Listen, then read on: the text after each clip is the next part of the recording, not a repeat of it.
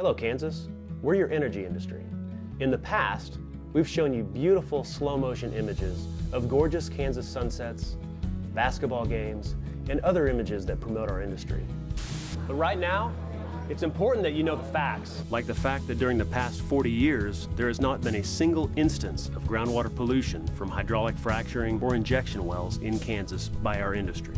We respect our state and its natural resources. Get the facts at kansasstrong.com.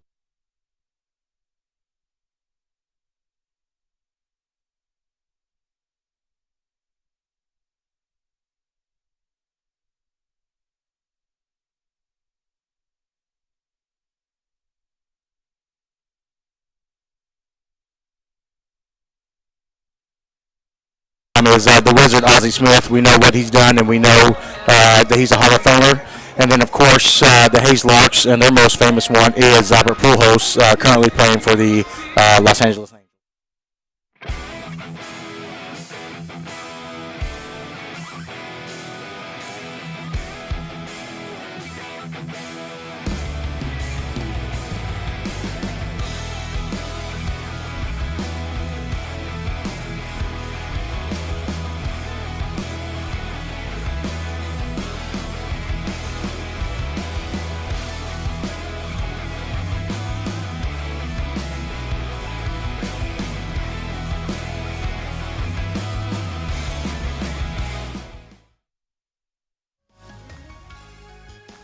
Oh, I'm sorry. I didn't see you guys there. I was just checking out the NBC World Series' new app. You can find this app at the App Store. All you need to do is type in NBCWS to be caught up on all things NBC World Series. NBC World Series, it all happens here. The 10-run roll after 5. Lone Star came up back in the bottom of the third and scored 4 runs. And then from there, just they piled it on and it didn't stop. All right, let's take a break. Starting lineups coming up after this. Championship week begins today. We'll have Hayes and the Clarinda A's coming up next on the Big Talker, KQAM.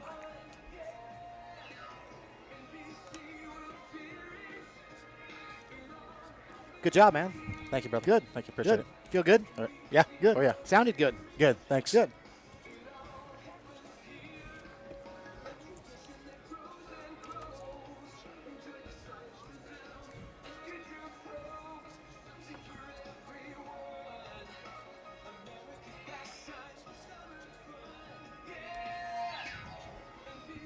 Check this out. Yes, sir.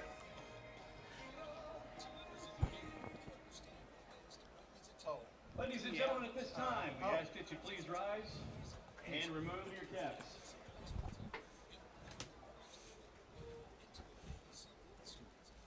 Tonight's colors being presented by the Tornado Alley Young Marines.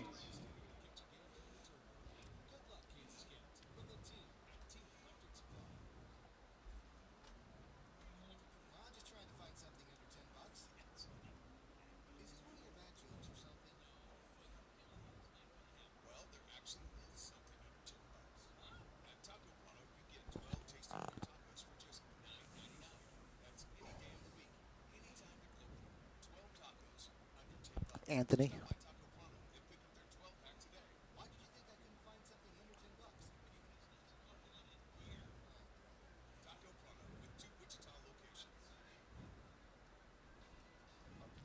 Hey, Anthony. If we come back during the anthem, I'm not going to talk. I'm just going to pot the mic up. So she's starting it right now. What's that? We don't have to hear it. It's just that if you come back when it's going, I'm not going to talk. And you can just fade down the bumper music, though, so that we can hear the end of the anthem. You know what I mean? Thank you, sir.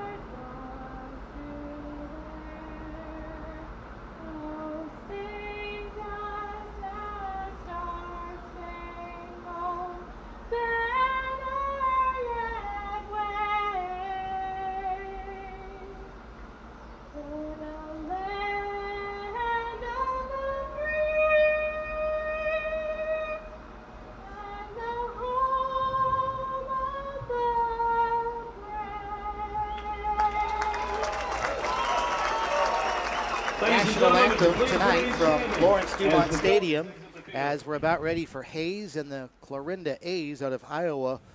Color guard now leaving the field, so players will remain on the field. Things will stay a little bit quiet, but all a part of getting us started tonight at this 84th NBC World Series and Championship Week. And here momentarily, we will run down the starting lineups for the two teams. But the color guard leaving the field up the first base line, then they'll take a right turn and leave at one of the gates down the right field line in foul territory. As I mentioned earlier, it's just a beautiful night for baseball tonight here in Wichita. About as much wind as we've seen all tournament long. We've been fortunate not to have a lot of wind here in this tournament, but tonight there is a wind out of the south, and it's blowing a little bit heavier than we've seen all tournament long. Even the night that it rained earlier this week, we had a system that came in from the north. We didn't get real heavy winds, and tonight, though, I think there's enough wind to make a difference as it's blowing out of the south. So, Tommy Gallegos, this is a breeze that certainly could impact flying baseballs that are hit out towards left field. So it'll be interesting to see how the wind comes into effect tonight. No doubt about it. I did see one earlier, and that was wind aided, and they get that ball up in the air, and that thing's going to fly. All right, let's run down the starting lineups now for these two teams. Clarinda's the visiting team, so they'll be batting first. Let's go ahead and run down their starting lineup first. Reed Bonner will lead off, and he'll be in center field. He'll be followed by Logan Hudson at shortstop. Jordan Maxson bats third. Maxson is behind the plate. Shawn Bergeron is the designated hitter for Clarinda. He not only hits fourth, but he is also their starting pitcher. Batting fifth, Christian Jones. Jones, the second baseman. McKay Williams hits sixth. Williams is in right field. Batting seventh, Spencer Jedestad. Jedestad at first base. Kenny Piper hits eighth. He's the third baseman. And batting ninth, Jared Lira. Lira in left field. Again, the lineup for the A's: Bonner, Hudson, Maxson, Bergeron, Jones, Williams, Jedestad, Piper, and Lira. And Shawn Bergeron is also the pitcher for the Clarinda A's. Starting lineup for the Hayes Larks looks like this. Ryan Randall leads off. He'll be in center field. He'll be followed by shortstop R.J. Williams. Wyatt Davis hits third. Divis is at third base. Easton Kirk hits fourth, and Kirk is the designated hitter. Batting fifth, Jacob Boston. Boston is in left field. John Rensel bats sixth. He's at first base. Batting seventh, Clayton Raspberry. Raspberry is in right field. Nick Gaddis baits eighth, and Gaddis is behind the plate. And batting ninth, Darrell Myers. Myers at second base. Again, the lineup for the Larks: Randall, Williams, Davis, Kirk, Boston, Rensel, Raspberry, Gaddis, and Myers. And on the hill tonight for the Hayes Larks will be Tyler Blobster. He is a tall right-handed pitcher that's going through some of his final warm-ups for Hayes. He is out of McKinney, Texas, and when I say tall, Tommy, I mean very tall. This guy is 6 feet 7 inches tall. And if you know the big unit and you know how tall he is, Bloomster's the same way, and he's going to come down the hill. Yeah, going to be interesting to see how the team from Clarinda handles the arm angle of Blobster as it's coming from way up top down low, and you would assume he can get some pretty good leverage on his fastball too and put some mustard on it, so that'll be fun to watch. All right, here we go. Stepping in is Reed Bonner for the Clarinda A's. Stepping in from the right side, and we're about set to go as Blobster kicks around some dirt out in front of the pitcher's rubber, a little bit on top of it as well. And with his 6'7" frame, he toes the rubber, and he's ready. And at 7:06 Central Time, we're underway from Lawrence Dumont Stadium. The pitch is an 82-mile-an-hour fastball in there for a strike, 0-1. The Hayes Larks wearing white jerseys and white pants with blue sleeves coming out of the white jersey as the pitch down low for a ball at 87 with a fastball. 1 ball, 1 strike. It says Larks in blue capital letters outlined in red on the jersey. Here's the 1-1, and that one in there for a strike at 88. So this is about as hard of a thrower as we've seen so far, Tommy, as Blobster is hitting 87 and 88 up in the upper 80s with his fastball. The count 1 ball and 2 strikes. Now Blobster set and delivers again. Took something off there. Breaking ball swung on and missed. A throw to first base. It'll be 2-3 on the strikeout put out over at first base, but we've not seen anybody hitting that close to 90 that I've seen so far. No, Stu, we have not, and this is just another indication of where we are. This is championship week, and you're going to see performances like this just on and on. All right, so here's Logan Hudson now, the shortstop, and he first pitch swings and rips one into center field for a base hit. So Hudson didn't waste any time. He's aboard at first base with a one-out single. So for Hayes, the color scheme goes white jerseys, white pants. It says Larks in blue capital letters outlined in red. Then they've got red caps with a blue bill.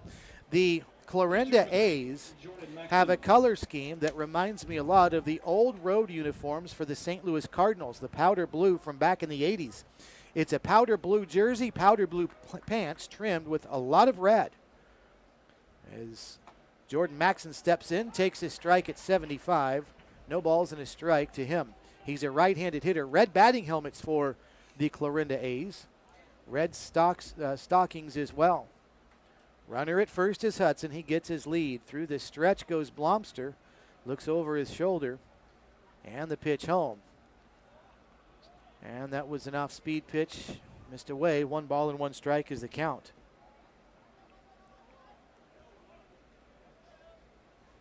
A little bit of an open stance in his stretch out on the mound for Blobster. Now closes it up through the stretch, and here comes the 1-1. Tried to check his swing, fooled on a 79 miles an hour pitch, and the count's now 1 ball and 2 strikes. 88 degrees at game time tonight with a light breeze out of the south, actually light to heavy breeze, probably about 10 to 15 miles an hour. As I pointed out earlier, probably enough to make a difference on fly balls sent to left field. 1 ball, 2 strikes, throw over to first, a little bit high, nothing doing. Logan Hudson is diving back in. All AstroTurf here at Lawrence Dumont Stadium. For those of you that might be watching on YouTube or aren't familiar with the ballpark, listening on radio, all turf. The only dirt on the field is at the pitcher's mound. There's a breaking ball down, swung on and missed by Maxson, and down he goes. That's 2 strikeouts, and boy, Tommy, Blobster really has these hitters fooled with that off-speed pitch after feeding them pitches that are fastballs in the upper 80s. He'll come back and really fool them, it looks like, with the breaking ball. And you've seen 2 go down just as easy. So Shawn Bergeron is in. He's listed as both the pitcher and the designated hitter for the Clarinda A's. Out of the stretch, Blobster, he'll throw home, and Bergeron takes outside for a ball. 1 ball and no strikes. Tyler Blobster pitching at the Colorado School of Mines that had a pretty nice season this past year. In fact, a very nice year. 1 ball and no strikes. Here comes the pitch. Lifted, right side foul toward the first base dugout. John Renzel is over, shading the sun, and he makes the catch. We'll talk about Blobster's numbers down the road. For now, there was a 1-out single for Clarinda. That was all. And after half an inning, it's Clarinda nothing. Hayes coming up at the 84th NBC World Series on KQAM. The city's not just built. It's grown to the needs of people. You make the infrastructure, muscle, bone, and circulation so natural to the body of the city that you almost forget they're even there. 2367. They'll help you or a loved one stay in the game. Juvenile Diabetes Research Foundation is the leading global organization funding type 1 diabetes research. Type 1 diabetes affects both children and adults at any age.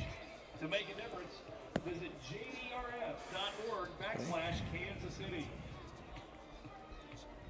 Fans, don't forget tonight it is college night. Welcome to all of our college students. And since you're here, how about a college drink special tonight? 16-ounce Natty Lights for $3 all night long. Fans, welcome to the field. The visiting team on the scoreboard tonight. We've got some great sponsors that are helping bring you this coverage of the 84th NBC World Series. Amongst them, Midwest Kia and Rusty Eck Ford. Thanks to them for helping bring you coverage of the 84th NBC World Series on KQAM. Steve Strain, Tommy Gallegos with you on a nice Friday night of baseball as Shawn Bergeron going through some of his final warm-up tosses for the Clarinda A's. He is out of Angelina College, Bergeron is, and Crosby, Texas. He's a right-hander that, Tommy, normally you'd think he's pretty good size, 6'2", 215, but against Tyler Blobster at 6'7", he doesn't look nearly as imposing. Not at all. It looks like your normal pitcher. Like I said, 6'2", 215, so normal stature on the mound there. Nothing to really be afraid of, I guess. All right, so the Hayes Larks about to get their first look at Shawn Bergeron. We'd also like to thank Taco Prano. Stop by and see them on Tuesdays for their Tuesday taco special, just 60-cent tacos. Taco Prano, 2 Wichita locations. And Fauna Stock Plumbing and Electrical, where you can get $50 off any service call for electrical or plumbing. 943-HEAT is the number, 943-HEAT. That's the folks at Fauna Stock who will give you $50 off any electrical or plumbing call. Give them a call. Here we go. Bergeron ready in the first offering, down and in to Ryan Randall. And the count to him is 1 ball and no strikes. Randall, the starting center fielder for the Hayes Larks, is a left-handed batter. Bergeron ready through the line, and the 1-0. Line the other way, base hit. Just inside the line and heading down to the corner. That'll be extra bases as Randall rounding first. He's on his way to second. He'll get there easily with a leadoff double. A nice sharp line drive down the third base line there. Brought it just inside the line. A good piece of hitting going the other way. So Randall gets it started for Hayes with the leadoff double. So that'll bring up shortstop R.J. Williams. Shawn Bergeron this past season at Angelina College, where he was a freshman, appeared in 13 games, only one of them as a reliever. So he has started most of the time this year. He was 8-4 with a 5.02 earned run average. Working from the stretch right now with a runner at second, and the pitch and 86-mile-an-hour fastball cut on and missed by R.J. Williams. 0-1. Williams is a smallish right-handed batter. And at the plate, by the way, as has been the case this time of day throughout the tournament when the sun is shining, there are shadows from the press box and the third base stands covering home plate.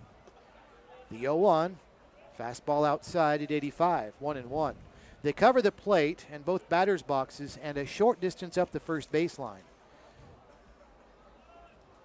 But the rest of the field pretty much in bright sunshine and will be for a while. It does come into the play affecting the right fielder. Players on the right side of the infield on fly balls hit at a certain height. So watch for that. Pitch tipped into the glove of the catcher Logan Hudson. 1 ball and 2 strikes to R.J. Williams. In fact, last night the sun caused a dropped ball out in right field. The right fielder simply didn't see the ball until it was too late. Deflected off of his glove and onto the turf. Bergeron through the stretch. Nobody really concerned to hold the runner on at second, so Randall gets his lead. The pitch home, lifted behind the plate foul. 1 ball and 2 strikes, the count to R.J. Williams. He's out of Rockwall, Texas, and attending the University of Texas at Arlington. He is out of eligibility. Rockwall, Texas, just off to the north of the Dallas-Fort Worth area, a little bit to the east. 1 ball, 2 strikes. Shawn Bergeron looking in at his catcher, Logan Hudson, and time has expired, and they have called strike 3 on Williams as he was not in the box ready to go. We've got a 20-second timer between pitches, and you've got to be in the box and ready to hit. And I thought Williams was in the box, Tommy. I don't know if he just didn't have his stance up or what, but they've called a strike on him, and that's strike 3, and he's out. I'll tell you, Steve, I've never seen, in all my years of watching NBC baseball, I've never seen a player called out on that timer. Usually when you see it, the timer expires when the batter isn't in the box for the first pitch. Right. He's slowly making his way up to the box. In this case, R.J. Williams fouled the ball off. The thing that I don't understand is he was in the box. He didn't look ready, but that's on him. The pitcher can still throw the ball. Right. I would assume. And you've seen there also that the manager and the umpire had a long talk, but it didn't change anything. Frank Leo, the longtime manager, legendary manager of the Hayes Larks, an NBC Hall of Famer, arguing that, but to no avail. So 1 away here in the inning, and that'll bring up Wyatt Divis. Divis, the third baseman. Runner at second gets his lead. Fastball outside. 1 ball and no strikes.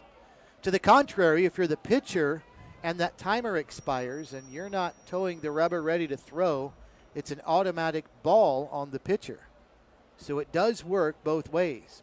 1 ball, no strikes in the pitch. And that one at 84, fastball.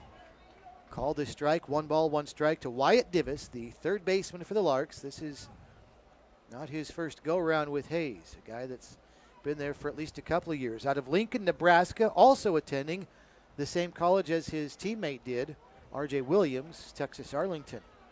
Breaking ball outside, 2 balls and a strike, the count to Divis. Runner at second, 1 out, bottom of the first inning of a scoreless game. Each team with a base hit. Clarinda unable to do anything with theirs in the top half of the inning. We'll see what happens to Hayes. It might produce a run. Ground ball, base hit, center field. They're going to wave Randall around third. Here comes the throw home. It's up the line and late. An RBI single for Divis, who now will go to second base on the throw, and he's safe there as well. So an RBI single for Divis, who advances to second on the throw home. It's 1-0. Hayes has the lead.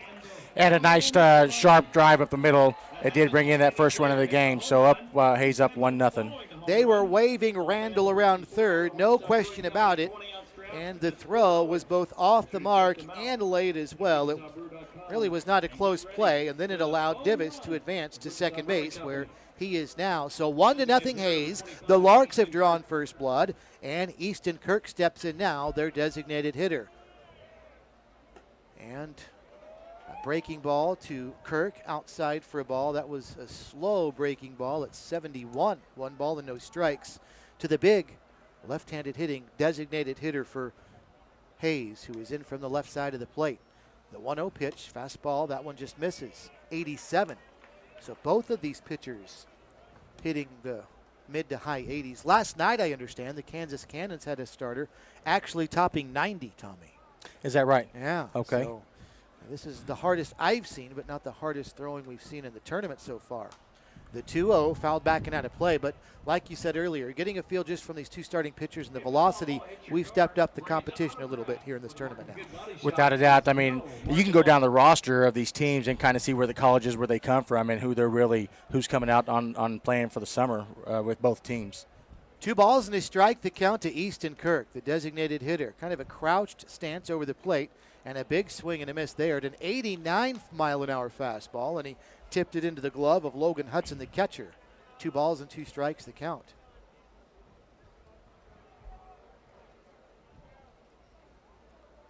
Easton Kirk, 6 feet 2'10", from Piedmont, Alabama.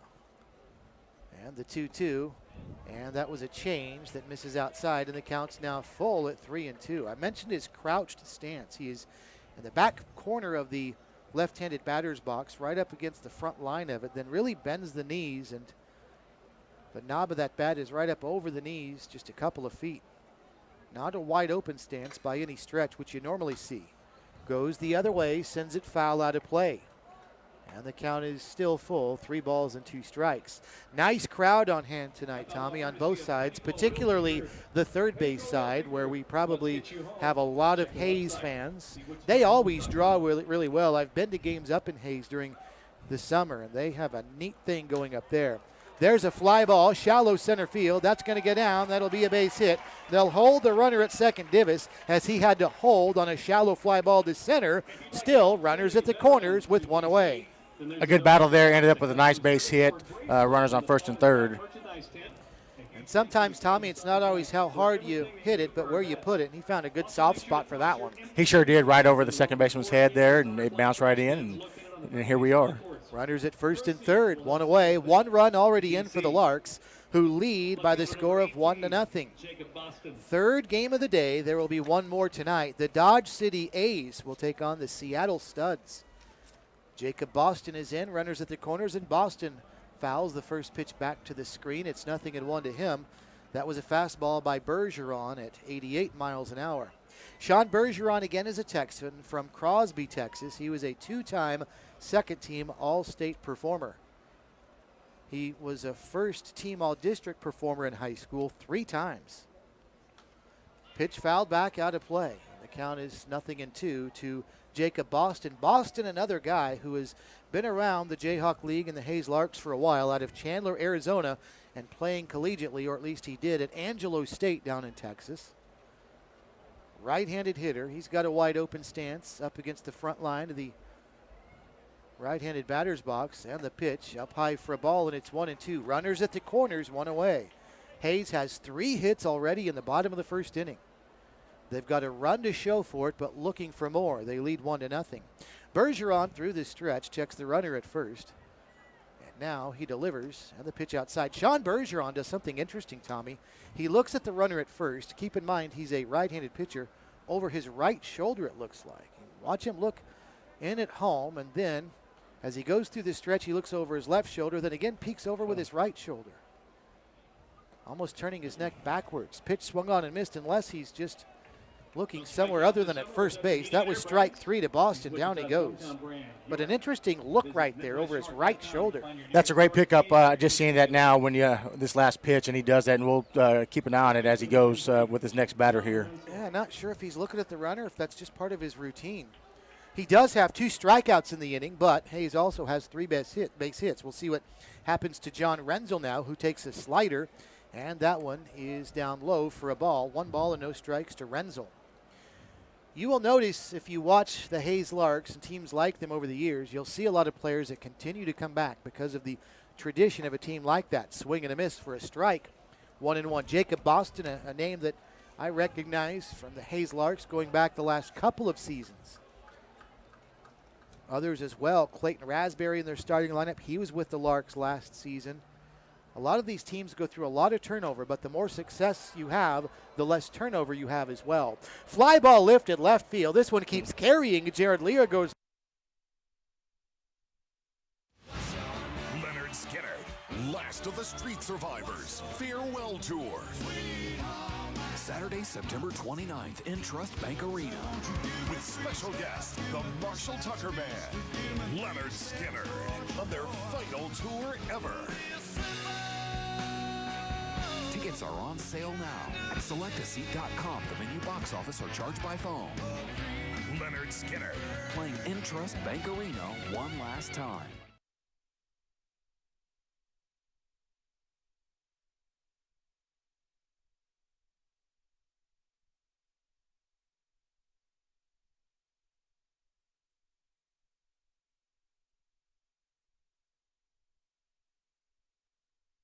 The financially related questions and concerns. When you visit the site, you can also connect with real people at state agencies who can answer your specific questions or guide you to the right authorities. Visit kansasmoney.gov today.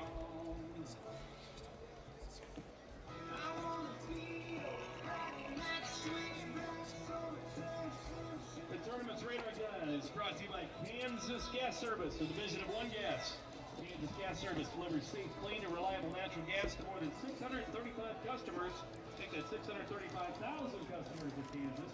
Be sure to check out the radar gun to see how your pitchers are bringing the gas tonight. Thanks to Cherry Oaks Golf Course in Cheney, one of our sponsors of the 84th NBC World Series. It's a public setting with a private golf course atmosphere. Cherry Oaks and Cheney sponsoring our coverage of the 84th NBC. First pitch to Christian Jones, the second baseman for Clarinda, and he sends one to short, fielded by R.J. Williams. One pitch, one away here in the second inning. Let's set the defense for Hayes. We have not done that yet. John Randall is at first base, Darrell Myers at second, R.J. Williams just making that play at short, and Wyatt Davis is the third baseman. The outfield from left to right, Jacob Boston, Ryan Randall, and Clayton Raspberry. Nick Gaddis behind the plate, and the 6'7", 200-pound frame of Tyler Blobster out on the hill for the Hayes Larks. Here's McKay Williams, now the right fielder, a left-handed hitter. Blobster delivers, and he throws a change up there at 75, and it catches the outside edge for a strike, 0-1.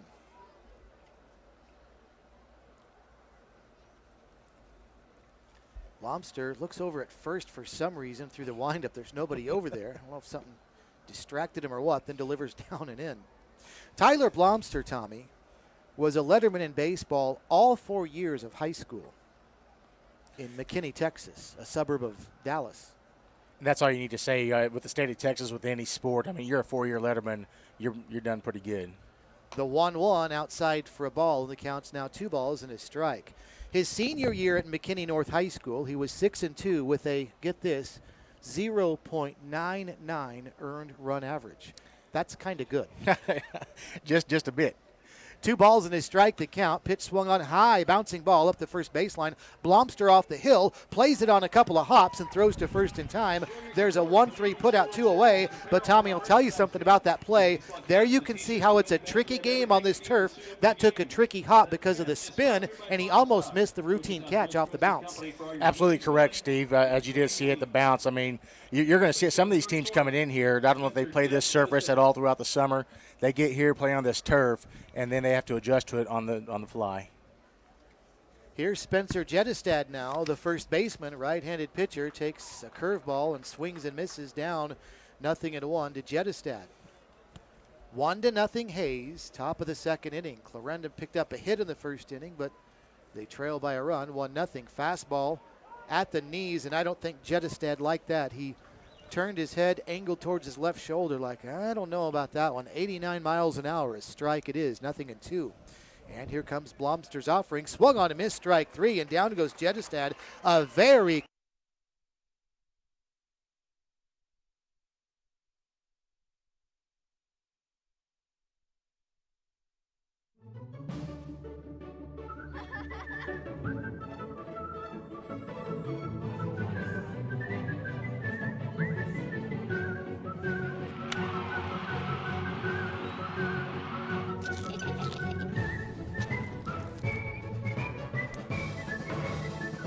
Make the most of every single moment. After the game, see what's happening at visitwichita.com.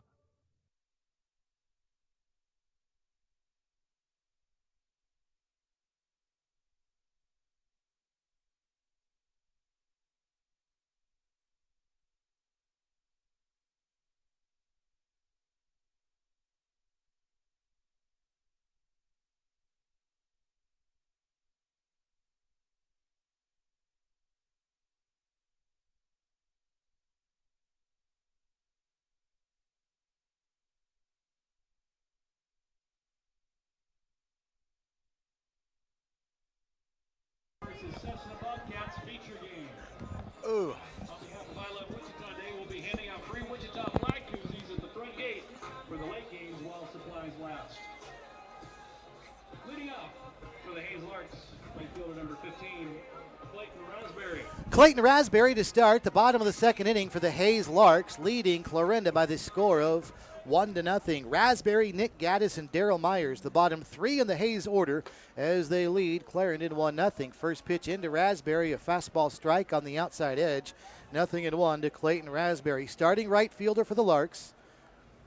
He is a multiple-year player for Hayes as well.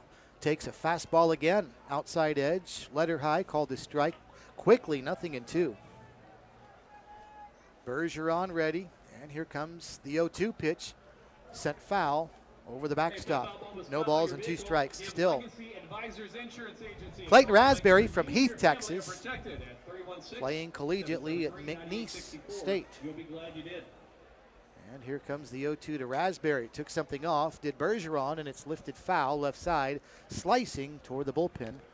And speaking of, you hear the foul ball, there's a car sitting here in the front row that has a nice big broken glass. Really? Yes, it's a nice big dent in it. Check to see if it was mine, did you? It's before you got here, thankfully. All right, good deal. Pitch a fastball, misses. 1 ball, 2 strikes. Now the count to Clayton Raspberry.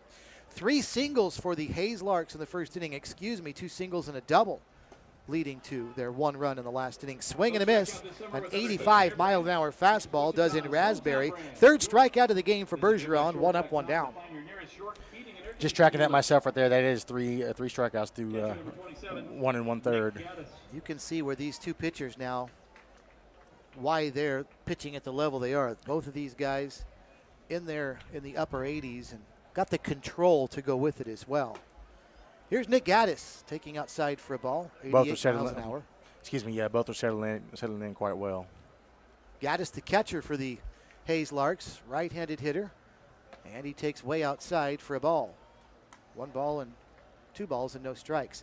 Gaddis with a pretty wide open stance. Right-handed hitter. His right foot is in the lower right corner of that right-handed batter's box. Fouls one back to the screen. 2 balls and a strike. He's also got a shin protector and an ankle brace up on his left foot and protecting him from any foul balls. Those catchers, they know how to wear the equipment, don't they? They sure do. That is a very vulnerable area, though, when you foul one off of your ankle, your front foot. Fastball catches the outer edge, and that one hit 90. First time we've seen that tonight by either pitcher. 2 balls and 2 strikes, the count even to Gaddis. Nobody on, 1 out. Bottom of the second inning, Hayes up 1-0, and a slider yanked foul and out of play as that one bounces down towards the bullpen. He really took something off, and Gaddis way out in front of that one. As you see, like I said, these guys are starting to settle in, Steve. I mean, and if he climbs any higher than 90. 2-2, and a big swing and a miss at an 88-mile-an-hour fastball, and Gaddis just took a look back out at Bergeron and said, man, well done, strike 3. So back-to-back strikeouts here in the bottom of the second inning for Shawn Bergeron. And there are now 2 outs for Darrell Myers, the number 9 hitter in the Clarinda or the Hayes order, and that's 4 strikeouts already for Shawn Bergeron. We're just in the bottom of the second inning. Myers, the starting second baseman, takes the first pitch just outside for a ball, 1 ball and no strikes. Another good thing with these strikeouts, if you're pounding that zone, you're going to more likely get that call from the umpire as well. Bergeron set. And here comes the 1-0. Fastball just outside. Counts now 2-0. Shawn Bergeron puts his glove, which is in his left hand, right over his face as he gets the sign. All you can see is a sliver of skin between the top of his glove and the bill of his cap. And it's right where his eyes are. Pitch swung out and fouled back to the screen. But he covers up that face really well. Just like with the runner on, I think that was his whole motion earlier, looking back at what looked like twice. You see that he's looking at his catcher straight on, and he's coming down the hill. 2 balls and a strike. Bergeron ready, and here's the pitch swung on and missed. Strike 2. And the count is now 2-1. Bergeron walking behind the rubber right now, patting his cap down with his right throwing hand. Now he's back on, and he's ready, and here comes the 2-2. Strike 3 called, and he strikes out the side. 2 swinging, and Darrell Myers looking, and we've got the makings now of an old-fashioned pitcher's duel if the rest of this game is like the second. We go to the third. Hayes 1, Clarinda 0 at the 84th NBC World Series on the Big Talker KQAM. Mount up, take off, and chase the sun. Experience more of what makes Kansas great. And let K-Tag help you get there. 236 miles of road, endless destinations of wonder. Start your adventure with K-Tag. Get your free K-Tag at myktag.com. Good job, Tommy. Thank you, brother. You having fun? Yes. Good. Doing well. Doing well. You getting the feel of it? Yeah. Good. Seems a little more comfortable, as it goes along. Yeah, good. This is like, honestly, for me, this is my calling. And I would love nothing if I could do this the rest of my life, really. Yeah, I didn't know that. Yeah. Nice. Well, you're doing well. We care about the state and its natural resources. Get the facts at tonight's sponsor, KansasStrong.com. Don't forget, in the 7th inning, we'll have our Champs Sports Bar and Grill giveaway.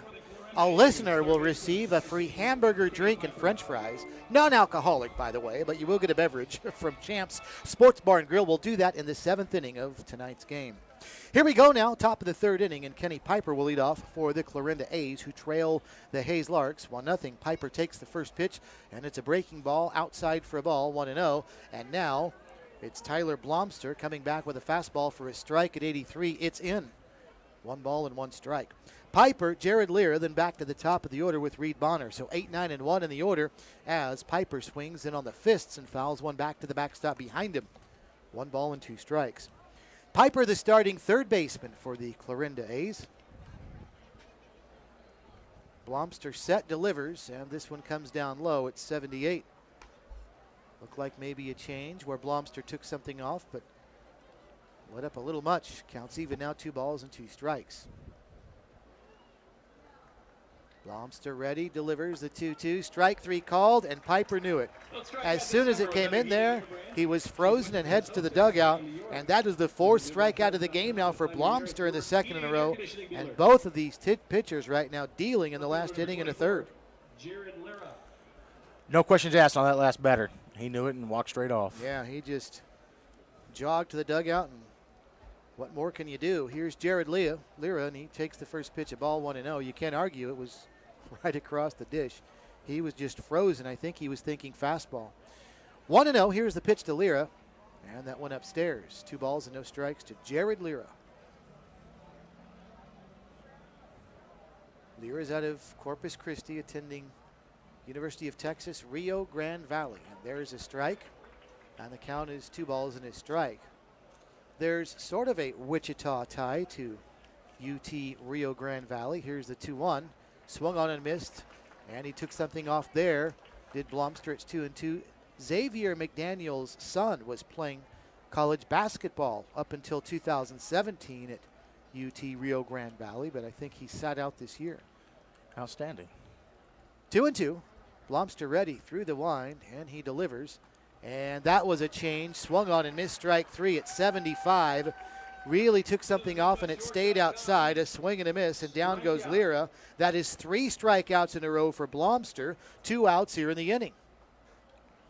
And we'll take it back to the top of the order now with Reed Bonner. So Blobster has struck out 5 of the 9 batters he's faced so far. And a strike to Reed Bonner, who started off the game with, guess what, a strikeout. 0-1. The 0-1 here, down and away, 1 ball and 1 strike. So each pitcher, Tommy, has struck out 5, and we're just in the 3rd inning. Not a good night for the batter so far. It's going to be a challenge. That's for sure. 1 ball, 1 strike. Here's the pitch. That one inside, and it hit him. And down to first base will go Reed Bonner, who just took one for the team. And that was at 88 miles an hour. I think it hit him in a good spot, though, because no sign of any pain. He'll head to first. No, I didn't see no indication of a flail in his arms or anything like that. Just walked straight down. So runner at first now. 2 outs as Logan Hudson steps in. Hudson's got the lone hit of the game for Clarinda, a first inning, 1-out single. He was stranded at first, though, when the inning came to a close. Runner bluffs a move at first. Pitch taken, a curve for a strike, and it's 0-1 to Logan Hudson. Hudson's a Michigan product. Throw over to first, and back standing in is Reed Bonner. He's out of Caledonia, Michigan, and attending Western Michigan University. The Broncos of Western Michigan. That's right. 0-1. Change up in there beautifully, a strike, and it's 0-2. And Blobster really mixing in these off-speed pitches, and he's freezing these Clarinda hitters. No balls and 2 strikes here. Blobster with 2 outs, probably not real concerned about the runner at first, although Bonner could be a threat to steal. Pitch swung on, reached on, ground ball to short, fielded by Williams. He'll scoop it and fire to first. A 6-3 putout to retire the side. So a 2-out walk, all Clarinda manages to muster in the 3rd. After 2.5, it's Hayes 1, Clarinda nothing at the 84th NBC World Series on the Big Talker, KQAM. If we really put everything in our name that we do, it would look like this. Professional mechanical, electrical, plumbing, structural, telecommunications, civil, transportation, aviation, water, wastewater, energy, land development, planning, field services, survey, geotechnical, materials testing, inspection, 3D scanning, air and water balance, engineering, consultants.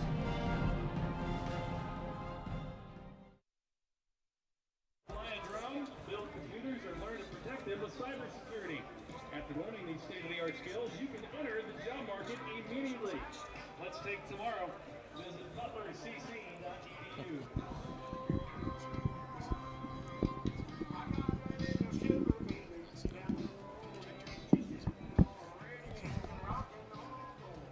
you want this over the window? What's that? Do you want this over the Oh, yeah, thank you. Here you go, here's what we do. I'll get it, thanks.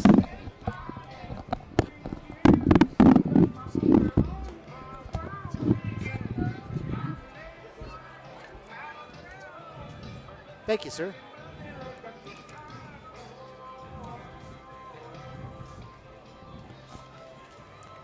Just Right Auto Repair, one of our sponsors of the 84th NBC World Series. Thanks to them and Shire Graphics also. We appreciate their participation in our coverage of this 84th NBC World Series. As we move to the bottom of the third inning, got a good pitcher's duel brewing. 1-0 Hayes has the lead. Here's Ryan Randall that'll lead things off for the Larks. First pitch taken down for a ball, 1 ball and no strikes. Randall led off the bottom of the first inning with a double for Hayes. He later came around to score. As the 1-0 is at 81, feathered in there nicely by Shawn Bergeron. A strike taken, 1 ball, 1 strike. Bergeron set, delivers again. Reached at, ground ball over to second. To his left goes Hudson. He bobbles the ball. And safe at first base is Randall on what likely will be an E4 as Randall is on at first base. They've already put the error up on the board. Looked like he overstepped to his left a little bit there. And when he did that, he just lost control of the ball.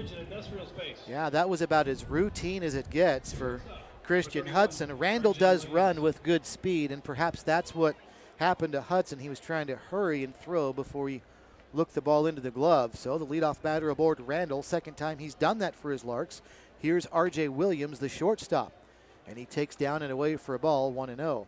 Well, the shadows are already completely covering home plate and the pitcher's mound. So as we talk about every night about this time, what little advantage a pitcher might have with the shadows between the mound and home doesn't last long.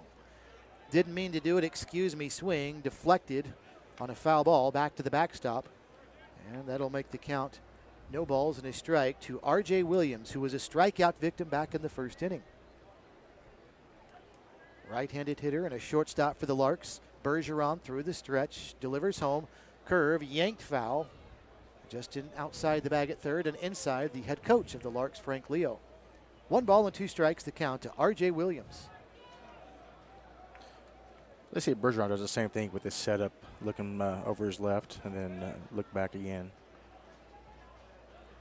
He will stretch, looks over the left shoulder, then over the right, and then fires home. Another one, very similar spot. Hot shot ground ball between the third base coach and the bag over at third.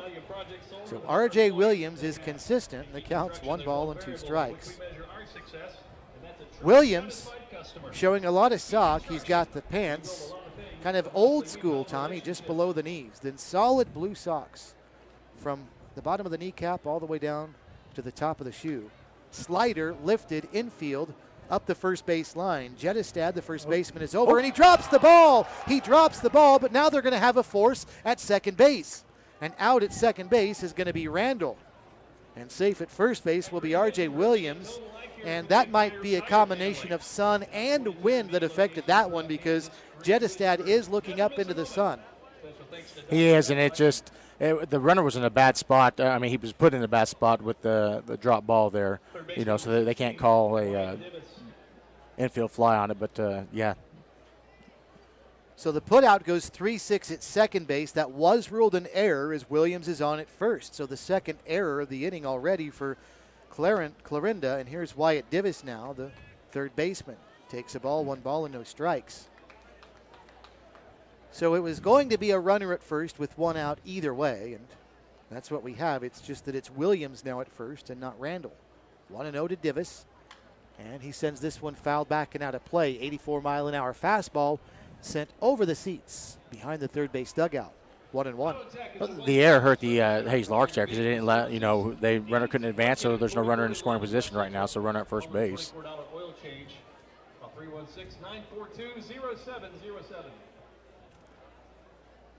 Bergeron goes through the stretch, working the outside edge, just missed right there. That one called a ball, and now the count is 2 balls and a strike at the plate to Wyatt Divis. He has the RBI single for the Hayes Larks, that in the first inning. He advanced to second on the throw home to try to get the runner out, then was stranded later in the inning at third base. 2-1, and the pitch. Liner up the middle, that'll be a base hit, his second of the night. Stopping at second base is R.J. Williams, but a 1-out single for Wyatt Divis puts runners at first and second now with 1 away.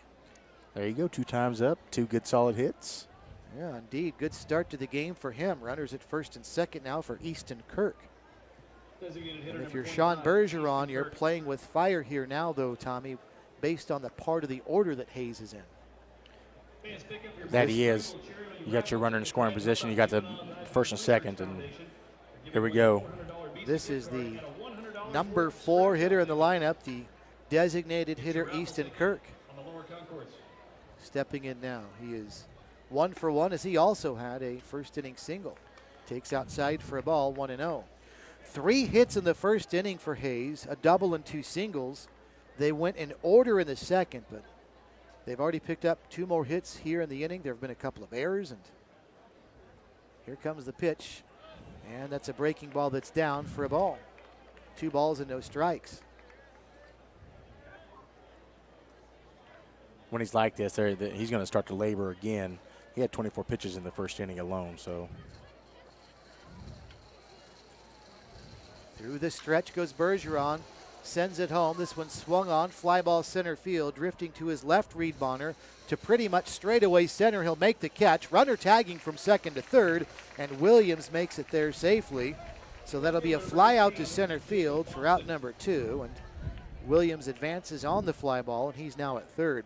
So runners at the corners with 2 outs for Jacob Boston, the left fielder. I think a lot of times when you see some of the balls hit up into the air here, you think it's going to travel, but then it's sitting there, it's almost straight on where the outfielder is set. You're looking up 330 and thinking. Boston steps up there with 2 outs and runners at the corners and takes one inside for a ball. 1 ball and no strikes to Boston. Boston was the second strikeout victim of the game back in the first inning to Shawn Bergeron. Bergeron has struck out 5, but none in this inning as Hayes, second time through the lineup, appears to have their timing down better as a strike taken by Boston here. 1 ball and 1 strike on an 89-mile-an-hour fastball. Williams, the runner at third. Wyatt Divis is over at first.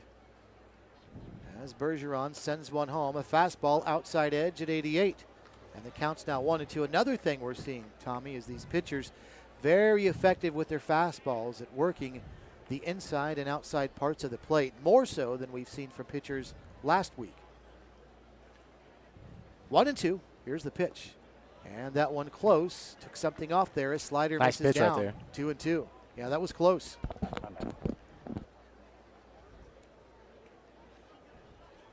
Shawn Bergeron struck out 2 in the first and 3 in the second, but none here. Here's the 2-2. Another slider. This one lifted left field. Coming on is Lira. Now he's got a charge. He dives and it gets by him. That's going to be trouble. It's going to score 2. Boston rounding second. He's heading to third, and he's going to get the stop sign right there as the throw comes into the infield, and the Hayes players and fans don't like that with 2 away, but 2 runs do score, and Hayes has now grabbed a 3-0 lead. As you allude to the fans, there's like, oh, score, score, score. But guys, the third coach is there for a reason. Keeping him on third, a scoring chance coming up right here. Well, Jared Lira really gambled out there in left field, and when you're playing on an all-turf surface, that's a real gamble because when that ball gets by you, it's going to roll for a while, and that's exactly what happened. So Lira dove toward third base out in deep left field on a sinking liner and just couldn't come up with it. It rolled all the way to the fence. So Boston's at third, 2 runs in. Hayes leading 3-0. John Randall takes the first pitch for a ball. 1 ball and no strikes. And as Tommy mentioned, you still have a chance to score here with Boston only 90 feet away. Fouled at the plate by Randall. That off the catcher's gear of Logan Hudson. So there's a strike, and the count's even. 1 ball and 1 strike. An opportunity right there, as you said, it bounced off the catcher's gear. All the gear they wear, people can complain sometimes about it. That may be too much, but it's there for protection. That's what it did right there. Hudson's probably taking some time to shake off his cobwebs as he goes out and talks to his pitcher. Maybe just to walk some of the effects of that foul ball off. Having a laugh now with John Randall. But what a gamble by Lira. It's a great play if you come up with it, Tommy, but if you don't, it's trouble, and he paid the price. Sure did. We've seen that with 2 runs scoring. And, of course, runners with 2 outs were also running on contact, so there's no doubt they're going to score if the ball gets by you in that case. Bergeron looks the runner over at third, now fires home, and the fastball misses just barely away. 2 balls and a strike, the count to John Randall. Randall 0 for 1. He ended the first inning by flying out to left field. Bergeron through the stretch, sends one home. Line foul, look out. That one just off to the left of the suites to our left. And that's a Pinnacle Realty Banged off a Group piece of foul. metal on this old facility, and the count's 2-2. All I got to say is you better pay attention here. Still waiting for one to come into this booth. We've seen missiles all around our radio booth. We'll see if we get one before this tournament's over. 2-2 with 2 outs. Runner at third, 3-0 Hayes. Here's a pitch, slider, ground ball, second base. Fielded cleanly this time by Hudson, who throws to first in time. At Davis Moore, we pride ourselves on our ability to provide a safe and reliable driving experience to all of our customers. When we say that safety is our top priority, we mean it. That's why every single one of our pre-owned vehicles goes through a 171-point inspection before it ever goes on our lot. And with our Davis Moore 360 guarantee, you can drive forever, worry-free. So let us prove to you that we have the best car care and best customer experience, and why nobody beats a Davis Moore deal. Come by any one of our 5 Davis Moore locations or check us out online at davis-moore.com.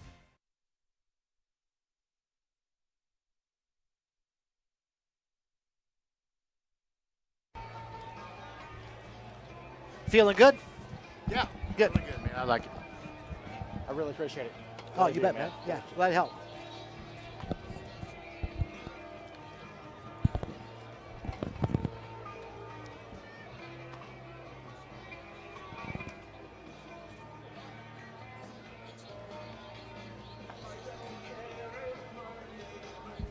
I want some peanuts.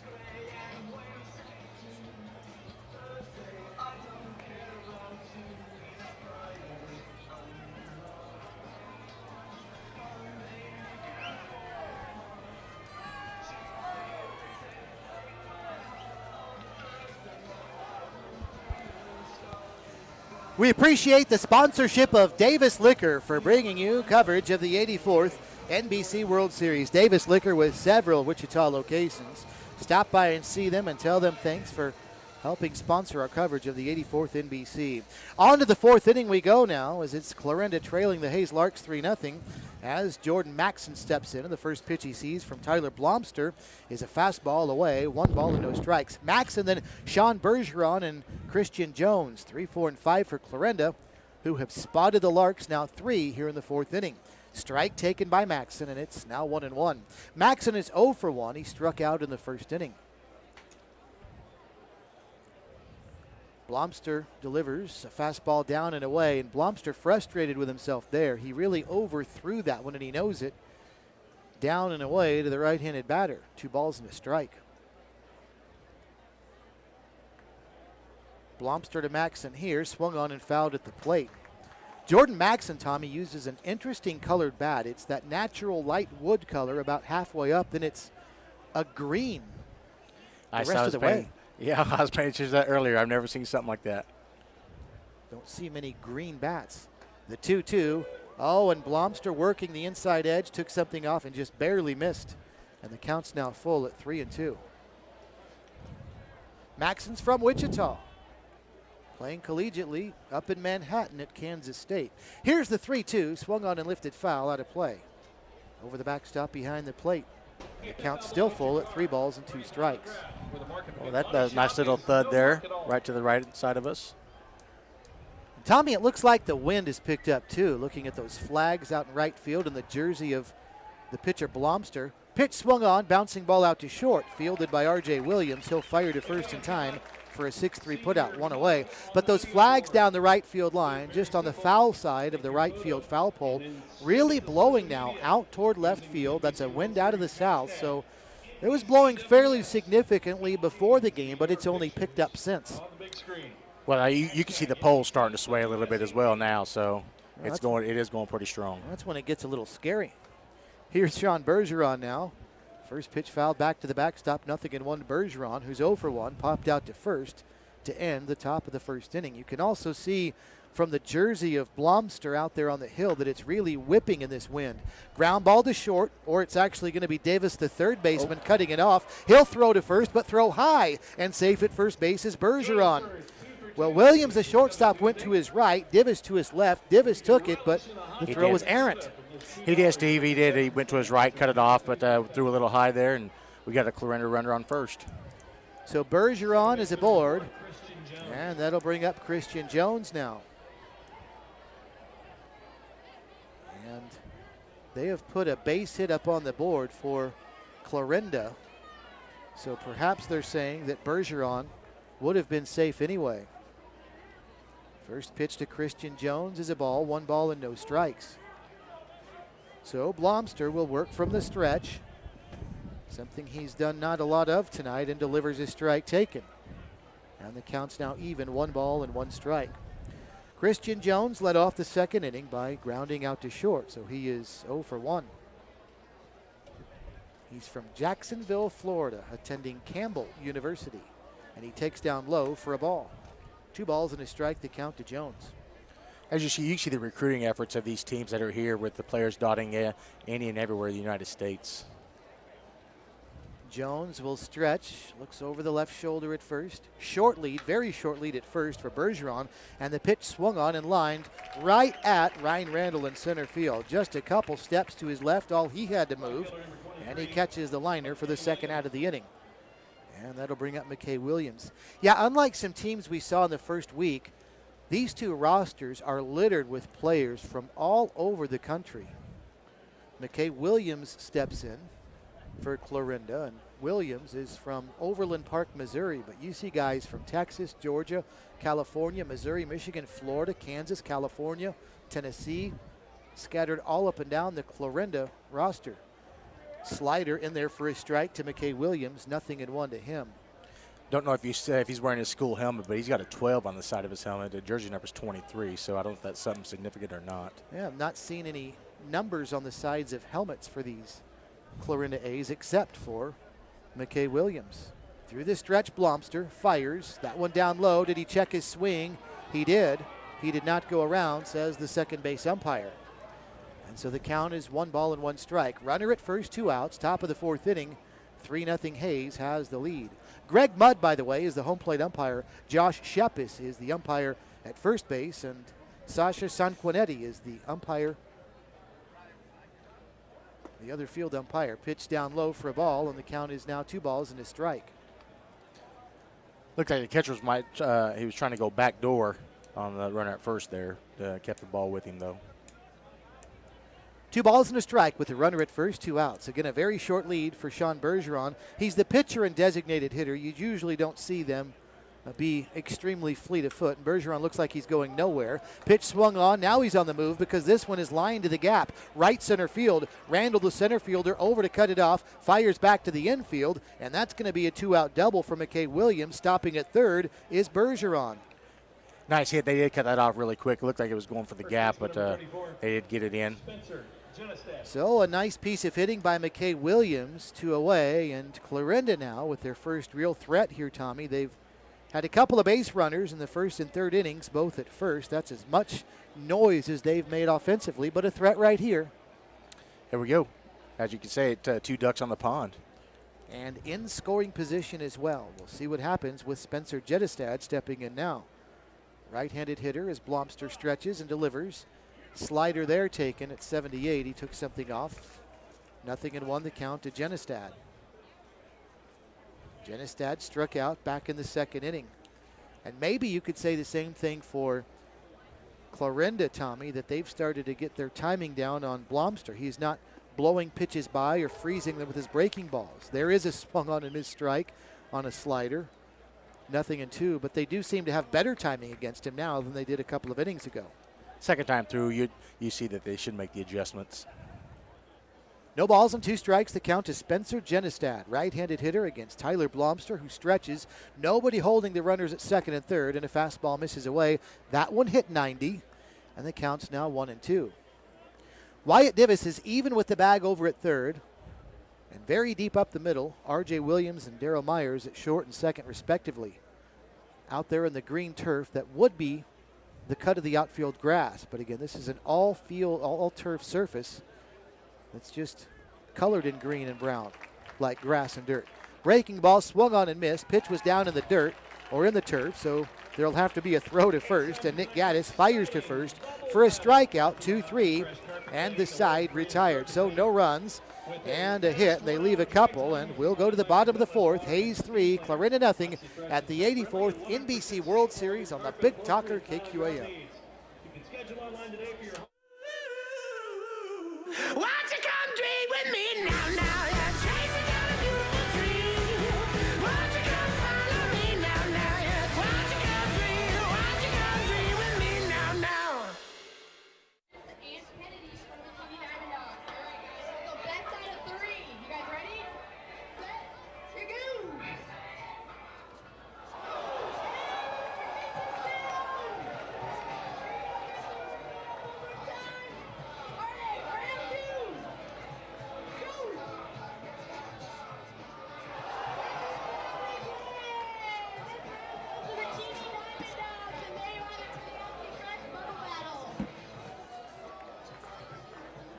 Thank you, sir. Kansas oil and natural gas producers who affect our state and its natural resources. Over the past 40 years, there hasn't been a single instance of groundwater pollution from hydraulic fracturing or injection wells in Arkansas by our industry. It's the facts. And tonight's sponsor, KansasStrong.com. Stop by Taco Prano and ask them about their Money Saver combo. Taco Prano with 2 Wichita locations. And also, if you're running around on the west side on a Tuesday, they've got 60-cent tacos on Tuesday. Taco Prano sponsoring our coverage of the 84th NBC World Series. We go to the bottom of the 4th inning now. And leading off for Hayes is Clayton Raspberry. And he sees one pitch. Breaking ball taken for a strike, 0-1. On the second pitch, Raspberry sends a fastball out to second base, fielded by Christian Hudson, who will throw to first in time. 4-3 put out, 1 away. We have yet to set the defense for the Clarinda A's. Spencer Jettestad is at first base. Christian Hudson's at second. Logan Hudson's at short. And Kenny Piper is over at third. The outfield from left to right, Jared Lira, Reed Bonner, and McKay Williams. Logan Hudson behind the plate. Shawn Bergeron is out on the hill. And the first pitch now to Nick Gaddis, and it's a strike, 0-1 to him. Gaddis 0 for 1, struck out in the second inning.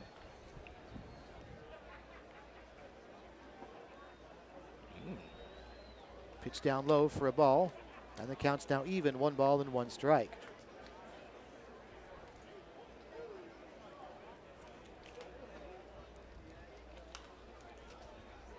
Bergeron set, delivers, fouled back out of play. 1 ball, 2 strikes. Now the count to Gaddis.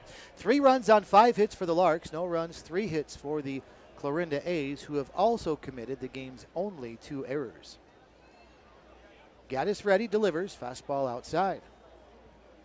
Bergeron, delivers to Gaddis. 1 ball and 2 strikes. Temperature at 85 degrees now. We were a couple degrees warmer at the first pitch. And a fastball outside. Counts even now, 2 balls and 2 strikes. It's a great night here at Lawrence Dumont Stadium, Steve. And we have had plenty of those so far. Had rain a few nights ago and a delay for a little over 30 minutes during one of our games. Play was delayed a few days ago before play even started because of rain, but for the most part, it's been very, very nice when we have played. There's ball 4 and a 1-out walk to Nick Gaddis. So that'll bring up second baseman Darrell Myers. Rusty Eck Ford, Midwest Kia. Appreciate their sponsorship of our coverage of the 84th NBC World Series. Darrell Myers about to step in from the left side of the plate. Myers, a left-handed hitter, struck out back in the second inning. Shawn Bergeron has not struck out anybody since Darrell Myers in the second. Here, Myers sends one on the ground to right field. That's through for a base hit. Stopping at second will be Gaddis, and a little 2-out rally, 1-out rally now for Hayes. They've got first and second. Just as you said that's a nice hit through the right side of the infield. Tommy, we mentioned a lot about our sponsors who are helping us on KQA and bring you this coverage. And I know you're involved with the VFW down in Hayesville, and you have taken a real love for this tournament over the years, and your VFW has even gotten involved in participating out here. We did. Wednesday night was Armed Forces Night, and just a great opportunity to get all veterans and family members out here. Ryan Randall steps in with runners at first and second, 1 away, takes a slider in there for a strike. 0-1. Actually, that's going to be a fastball. Looked like it had a little movement on it, though, as it started maybe on the outside of the plate, then caught the edge. And the count's 0-1. Infield looks for a double play. Randall ready, waiting, And that was a slider at 76, and it misses outside. Kenny Piper is playing a little bit behind the bag over at third. Well behind it at first, though, Spencer Jettestad. And they look for a double play at normal depth up the middle.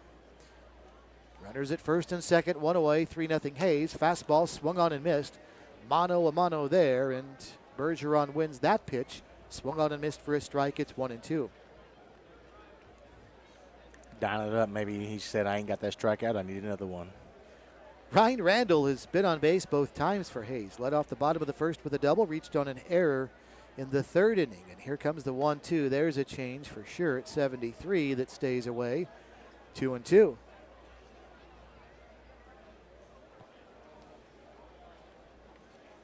Randall's from Garland, Texas, and he's playing collegiately at Abilene Christian University out in West Texas.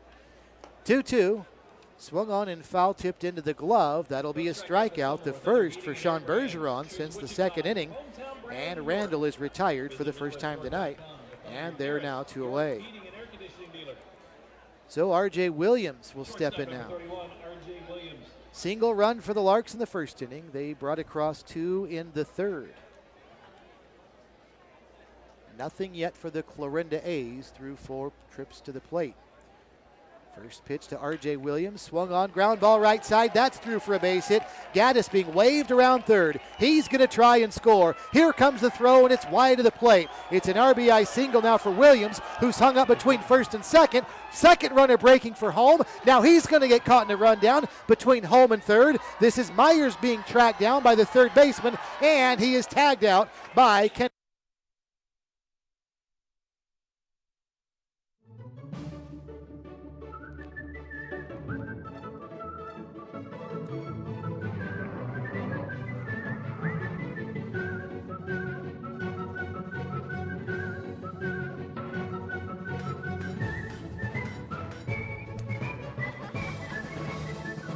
Make the most of every single moment. After the game, see what's happening at visitwichita.com.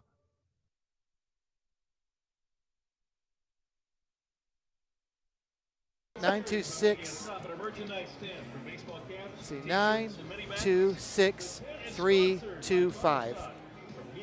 I think. Has been serving the greater Wichita area for over 70 years. It's almost like a phone number. 867. Wait. What's that? 86753. Oh, yeah, right.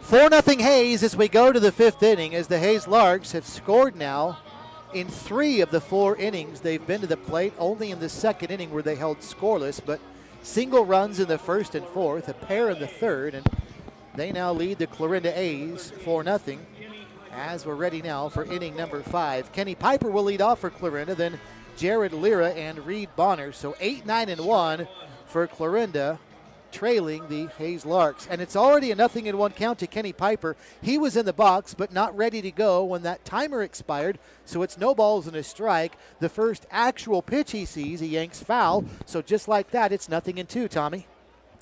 Well, they got the clock there for a reason. If you're not ready, they're going to give you a strike or they're going to give you a ball. You've got to be ready if you're the hitter and the pitcher when that timer expires. So the 0-2 lifted to center field. Pretty good pitch to hit, but it's very playable for Ryan Randall, who backs up and makes the catch. And there's one away to start the top of the 5th inning.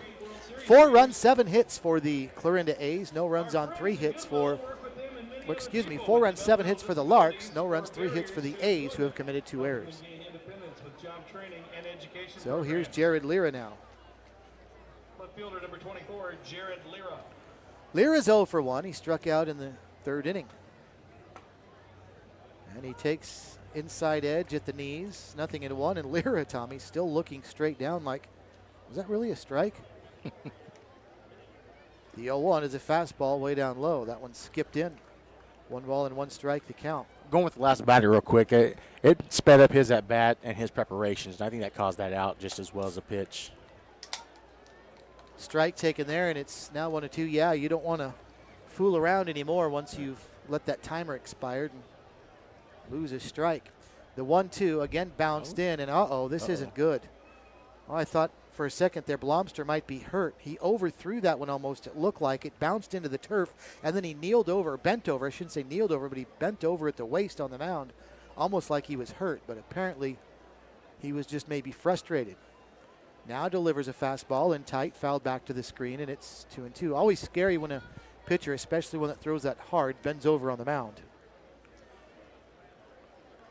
So the count's 2-2 as Blobster throws a change now, fouled back to the backstop on a bounce. 76 miles an hour as Blobster took something off there.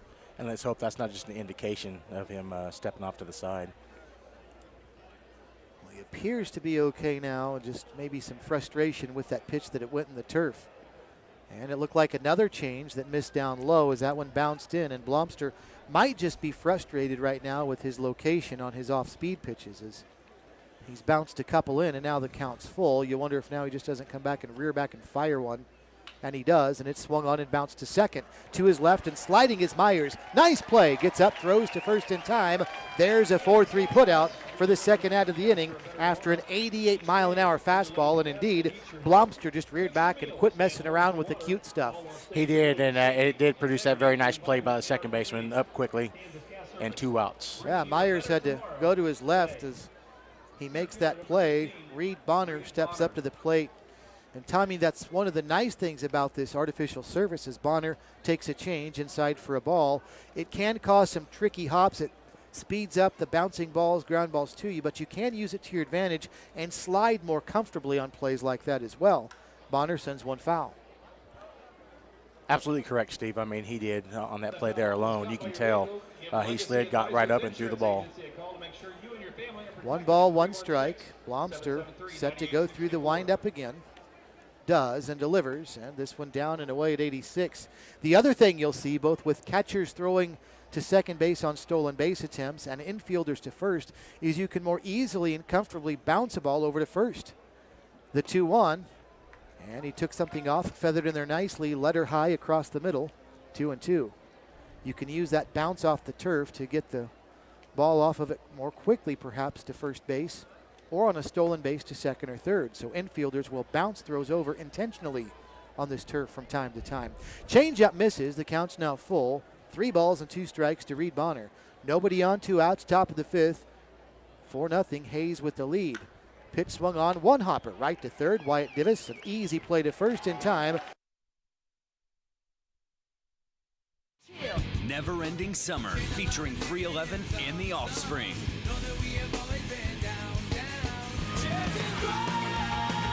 September 9th in Trust Bank Arena. With special guest, Gym Class Heroes. Tickets on sale now at selectaseat.com or by phone at 855-755-SEAT. 311 and The Offspring. In concert.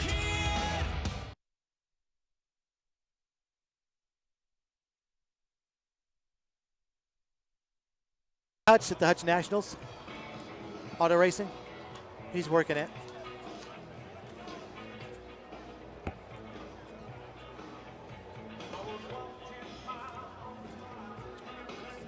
You're a racing guy, aren't you? I saw you post something from the Speedway a few weeks ago. Yeah. I heard Jeff the other day when I was sitting up here. Come on, Al. I could hear from up here.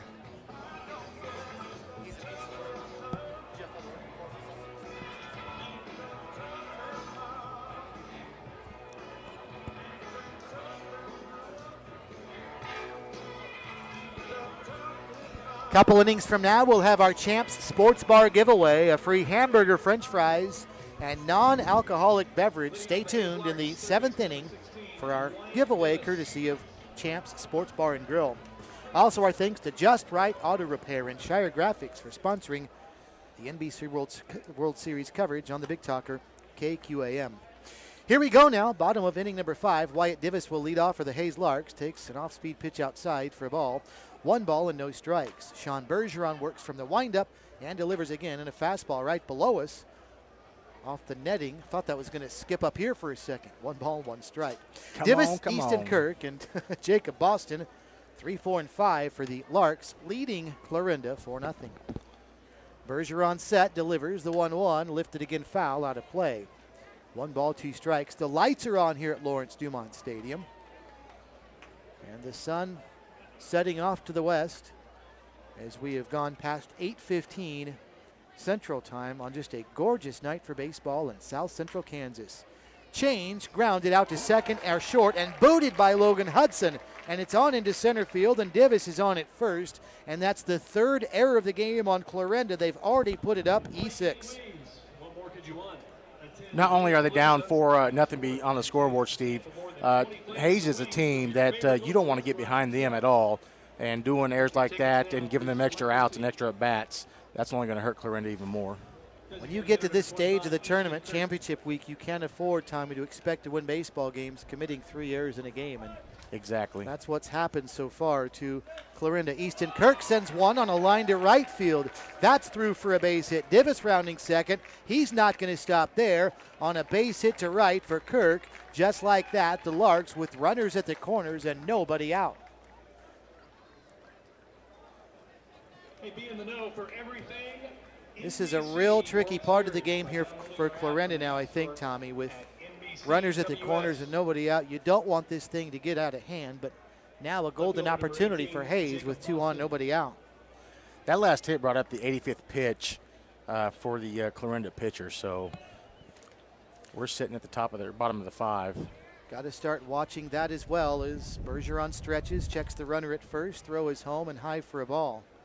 He's also messing with the middle of the order. Jacob Boston is in there now as the number 5 hitter in the lineup for Hayes. So real danger right here for Clarinda in the middle innings, trailing 4-0, the 1-0.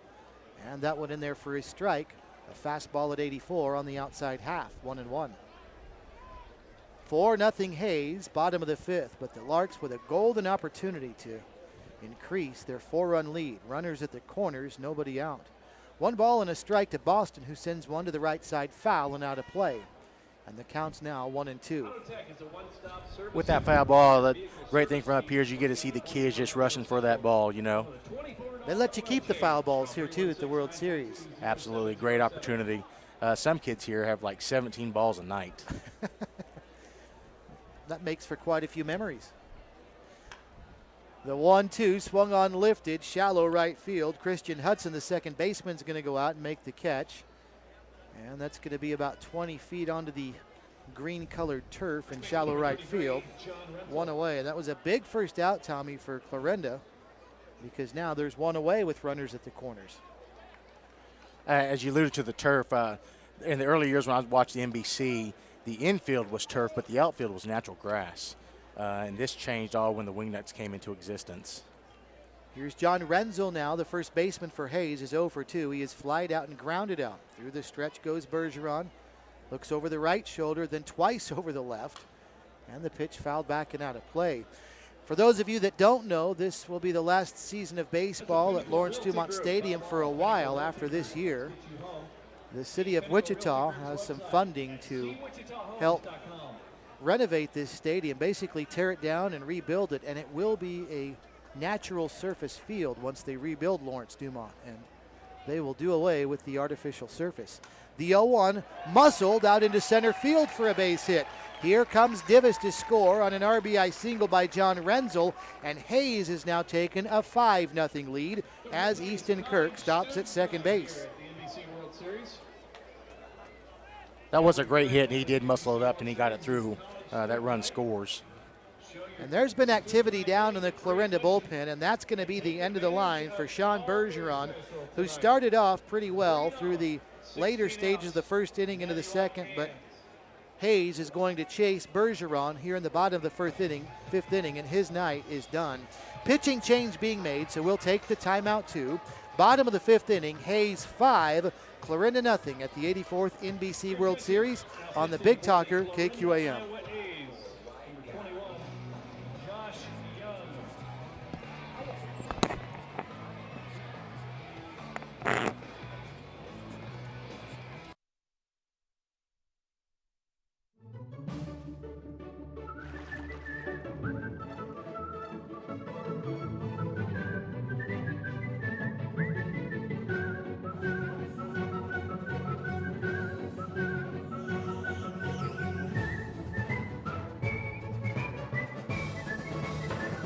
Make the most of every single moment. After the game, see what's happening at visitwichita.com.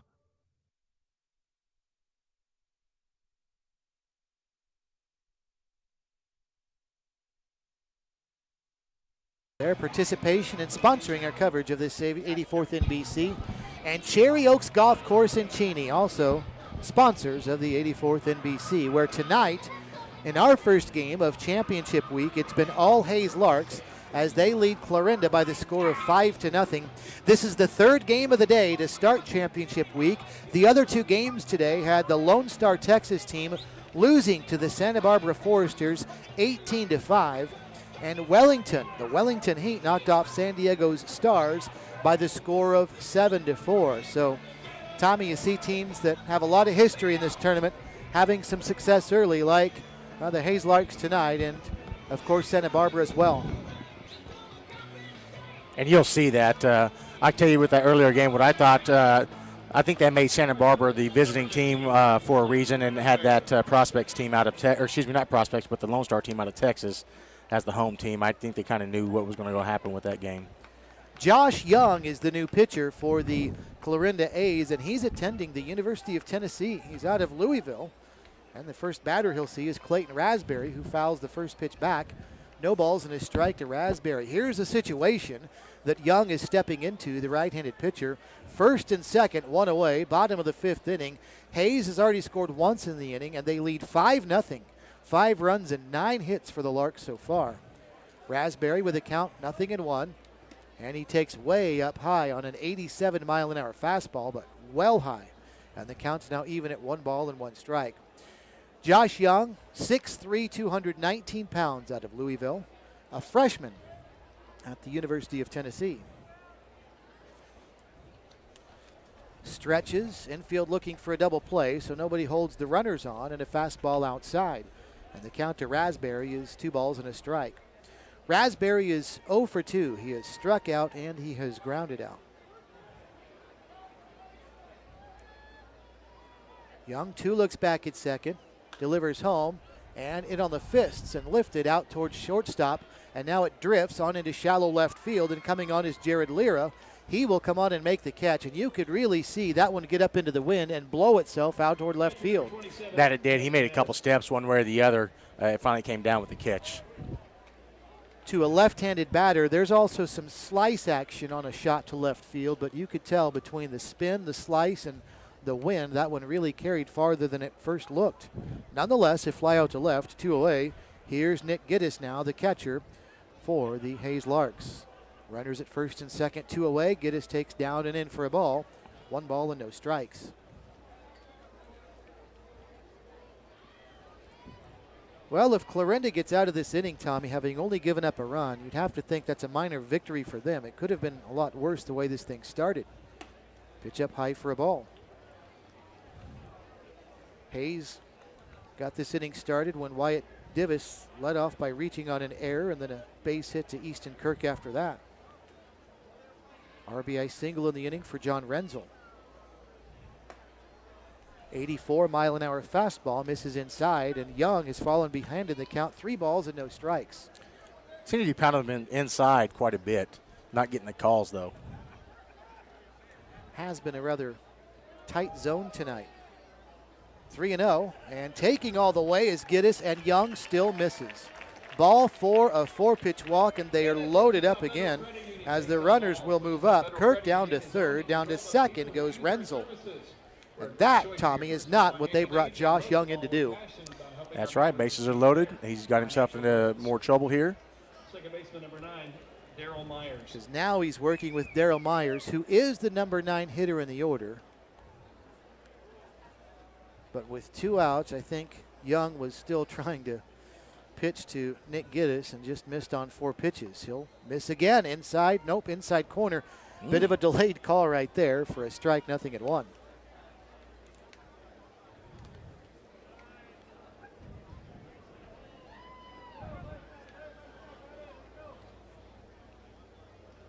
Young delivers, and there's a fastball at 84, and a big cut that time by Myers, but he misses. And the count is now even, or excuse me, it's now no balls and 2 strikes. He was looking for pay dirt right there. He was trying to make this thing 9-0. I think you're right. No balls and 2 strikes. Young works from the stretch, fires, outside edge, strike 3, and Myers knew it, and down he goes. So a good job by Young after a 4-pitch walk when he came into the game. He does get Darrell Myers to strike out looking. So the side retired. Hayes leaves them loaded. They do score 1, and as we go to the 6th, Hayes 5, Clarinda nothing at the 84th NBC World Series on KQAM.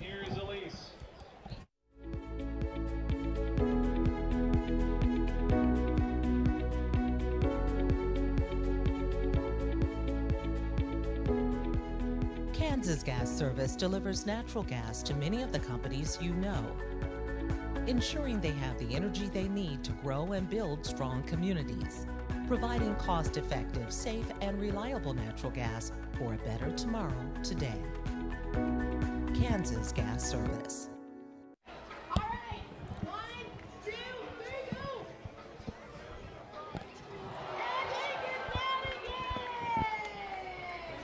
What's your wife's name?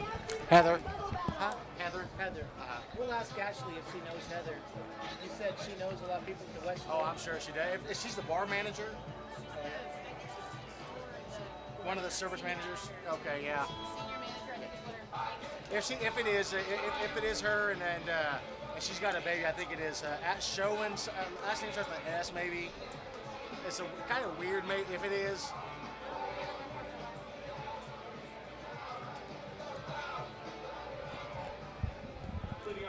Ready for the 6th inning now. The Clarinda A's deficit continues to grow. It is now a 5-run deficit at 5-0 as we go to the 6th.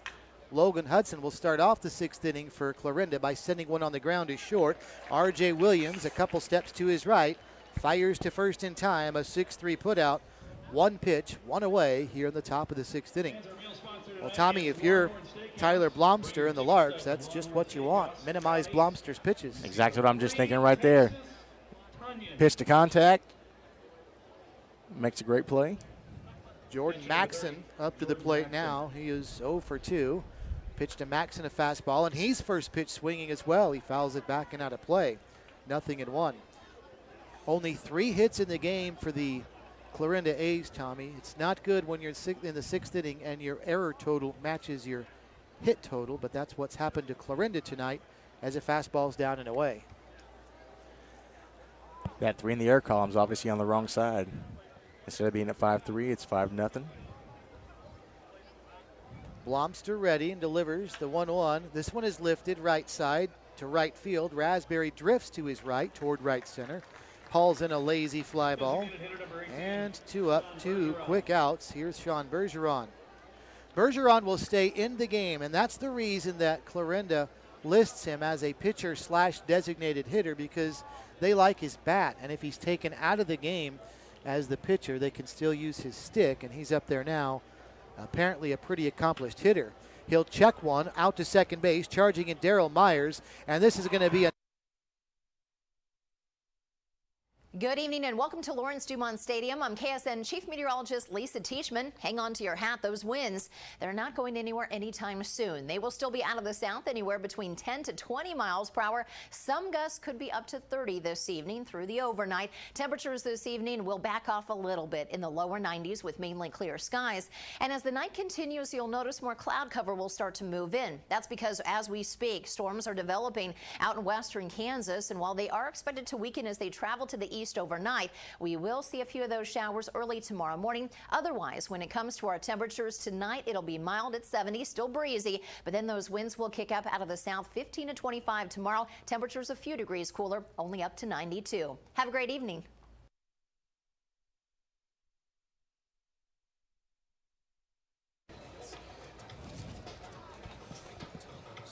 one chicken breast.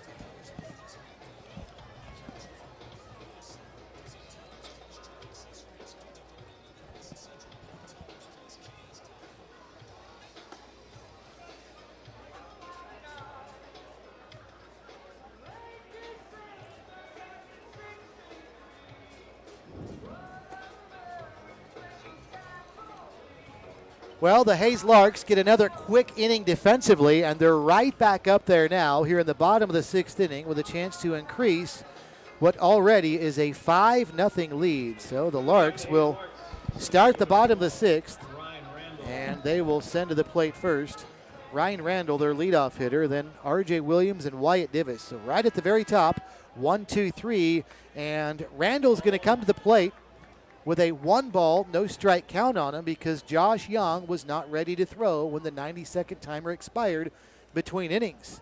So Young delivers a strike on the inside edge. That's the first pitch, but the count is 1-1. That clock is simply designed to just keep the pace of play up here at the NBC as the pitch drifts down and away for a ball, 2-1. And I like it, Tommy. I think it works. 2-1, and here comes the pitch. Line foul and out of play. It does. I mean, if you've seen, if I'm not mistaken, the minor leagues adopted some sort of it over spring training, and where it goes from there, we'll find out. But it is a great help.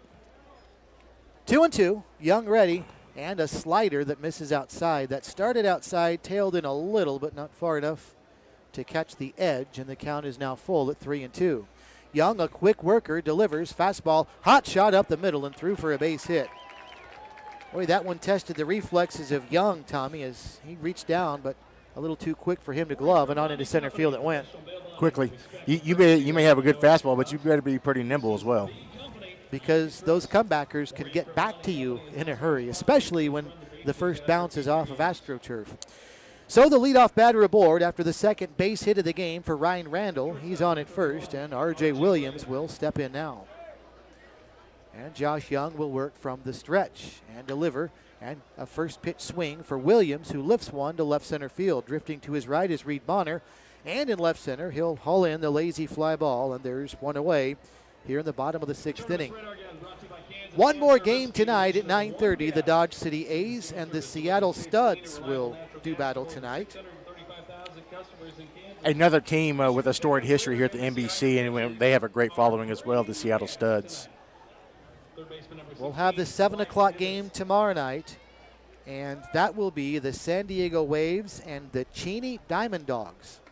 As the pitch to Wyatt Divis, inside edge for a strike. So Cheney making another appearance at the NBC. They had a great run last year, and they're back again. 0-1 to Wyatt Divis. Young stretches, and the toss home, swung on and missed. And the count is now 1-1 strike. Part of the following for the Studs is they come here and they sell their merchandise, and it goes, and they have a great following here. So, yeah, they make a very big production out of their trips to the NBC, and well they should with the success they've had. Pitch outside for a ball, and the count's now 2-1 strike to Wyatt Divis. Divis has had a busy night at the plate. He's 2 for 3, He has singled twice, but also reached on an error in the 5th inning and scored that inning as well. So he has been busy on the base paths tonight. 1-2 strikes is the count, and the pitch lifted out of play. And the count still 1-2 strikes. The home plate umpire begging the scoreboard operator to find out that it's 1-2. And the scoreboard is quickly making its way in that direction. Ball 3, ball 4, ball 0, ball 1, 2 strikes it is. Young stretches, peers over his shoulder. Slider sent the other way, left side, foul into the stands. Look out, that's got some people scrambling. You've got to pay attention down those lines in foul territory, Tommy, when you're in the stands. Correct. And if you notice that the major leagues, they stretch their nettings down to the first base line this past season, but it has not been done here. We don't know if we'll see it with the new stadium. 1-2, and this one fouled just off to our left. That's the closest one we've had so far. Bring it here. I got to match. I got to match Steve here. I need a catch. Have you seen my heroics in softball? I did. Yeah, you did? Yes, sure. I didn't know that. Yeah. Well, I think that went viral. 1-2 strikes with an out, runner at first. Bottom of the 6th inning. Hayes leading Clarinda 5-0. I broadcast games for Wichita State softball team, and down at the regional in Arkansas, I caught a foul ball while calling a game, and that was on ESPN. So I'm finding a lot more people than I realized saw that. Breaking ball, swung on and missed, tipped into the glove technically by Divis, and down he goes swinging. That's the second strikeout for Josh Young since coming into the game last inning. And they're 2 away now for Easton Kirk. So Josh Young trying to hold Hayes to just their second inning of the game without scoring. Single runs in the first, fourth, and fifth, and a pair in the third for the Larks. Only the second so far have they been held in check. They lead 5-0. First pitch swung on and fouled out of play left side. Easton Kirk down in the count, 0-1. There's a group of little leaguers down there. They're having a field day with those foul balls, Tommy. Practice balls for fall ball next season. There you go, stocking up on him. Or souvenirs, whatever they want. It's fun to watch them having fun. 0-1 to Kirk, and here comes the pitch. Swung on and missed, and the count is now 0-2 as Young is quickly ahead. We are seeing some very aggressive approaches by all of these hitters for both teams right now. A lot of first pitch swinging. Exactly, and it hasn't quite worked out for Clarinda, as you've seen. Just 3 hits on the night, whereas it's worked better for Hayes. They've got 10 base hits. Slider swung on and barely getting a piece of it is Kirk, tipping it at the plate. The count is 0-2. Runner at first, 2 outs, bottom of the 6th inning. Hayes 5, Clarinda's A's 0. Clarinda won this tournament all the way back in 1981. They have not been here since 2013. It's a summer college team that was established all the way back in 1955 as the fastball at 85 is outside for a ball. 1 ball and 2 strikes. Another good thing about these teams that come here, they're very gracious to the fans. They understand and appreciate that they need that support from the fans who come here. Slider sent out of play, left side. That one over near the party deck in foul territory, the third base bleachers. And the count's 1 ball and 2 strikes. Along with that, you got to give a lot of to Kevin Jinks and his staff. They run a great program here. Had to get these teams here and help them through their stay. A ball and 2 strikes. Young stretches. And here's the 1-2. Another slider lined into center field. That'll be a base hit. Randall rounding second. He's not going to stop there as Bonner's up with it in center field. But down to third base goes R.J. Williams on a 2-out single for Easton Kirk. And Hayes with runners at the corners now. So for Kirk, that's his 3rd hit of the ball game. 3 singles, only a fly out to center field. Matt Munoz will be a pinch hitter for Hayes. He's going to hit for Jacob Boston here in the bottom of the 6th inning. So Munoz for Boston out of the 5 spot for the Larks. I mentioned that Josh Young is a freshman at Tennessee. He has no statistics showing up on the Volunteers stat sheet, nor does he show up on their roster. So one can only assume he is a redshirt this year and will be a freshman in the upcoming season. A playing freshman and a redshirt this past year. First pitch to Munoz, fouled back to the screen. 0-1 to him. Speaking of Kevin Jinks, he just gave me a peer into our booth from the next door. Yeah, his staff does a great job working with minimal staff as a 501c3. It's a nonprofit organization, so they require the help of a lot of volunteers and do a good job with what they have. A swing and a miss to Munoz. He's down in the count, 0-2. Munoz is from Euless, Texas. Fastball at 81 is outside, a ball and 2 strikes. Euless is in between Fort Worth and Arlington. Actually sits a little bit north of Arlington and stretches over towards closer to Fort Worth. Swing and a miss, strike 3, and down goes Munoz. So Josh Young gets a strike.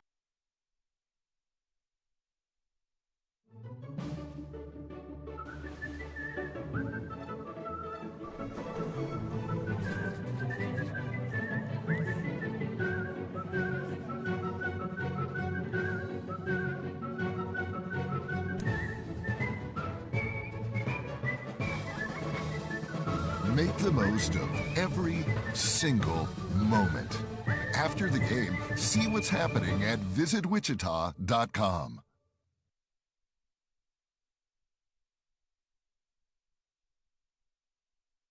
Family of Terry Brewster.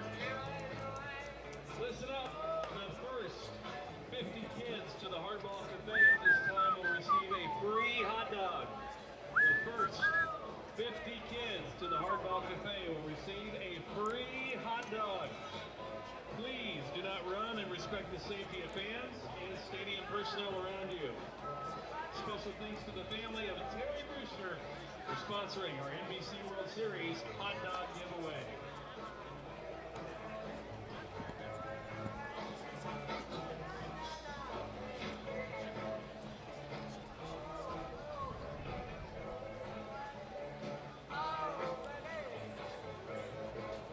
Leading off for Clarinda, Iowa, second baseman number 4, Christian Jones.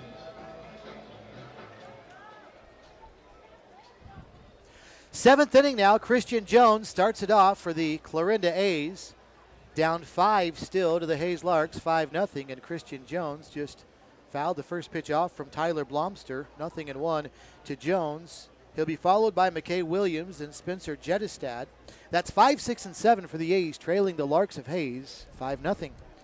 Tyler Blobster very good tonight in his now 7th inning of work. He has given up no runs and just 3 base hits all night long. Jones takes a fastball for a strike at the knees at 85 miles an hour, and quickly Blobster is ahead in the count, 0-2. Jones is hitless, 0 for 2. He is grounded out and flied out. And here comes the 0-2. Boy, Blobster really looked like he overthrew that one. It was fouled back out of play, 0-2 still the count, but Blobster fell off toward the first base side of the mound after that. He's looking to get in here and get work done. 0-2. Now he takes something off. A change at 77, down and in for a ball. 1 ball and 2 strikes. A commanding performance coming into the 7th inning here. 1 full week of play, playing every other day. You want to get your starters as many innings as you can. Pitch down. He checked his swing as they appeal. The first base umpire says he did not go around, and all of a sudden it was 0-2 moments ago, now 2-2. Tyler Blobster, back in his high school days, participated in the Texas High School All-Star Game, and here comes a 2-2. Swung on, bouncing ball to short. To his left is R.J. Williams. He'll throw to first in time. A 6-3 putout, 1 away. And Tommy, you talked about all the things he did in the state of Texas and how good he was amongst his competitors. And when you're in a state that size, doing the kind of things he did against that kind of competition and in those kind of numbers, a state that size, that really says something. Well, that'll get the scouts on you. That'll get the recruiters on you. Second team all-district in 2015 when he went 1-1 over 26 and a third innings. A 2.12 ERA. He must have been pitching out of relief. First pitch to McKay Williams is outside for a ball, 1-0. 29 strikeouts in 2015, Tommy, in just 26 and a third innings. McKay Williams, 1 for 2. He has grounded out and doubled. Fastball, inside edge, it's a strike. 1 ball, 1 strike.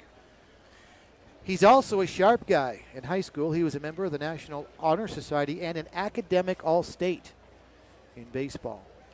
Both sides, on the field and in the classroom. Well, that's what you like to see. Here's the 1-1. Fastball inside half. And the count is now 1 ball and 2 strikes.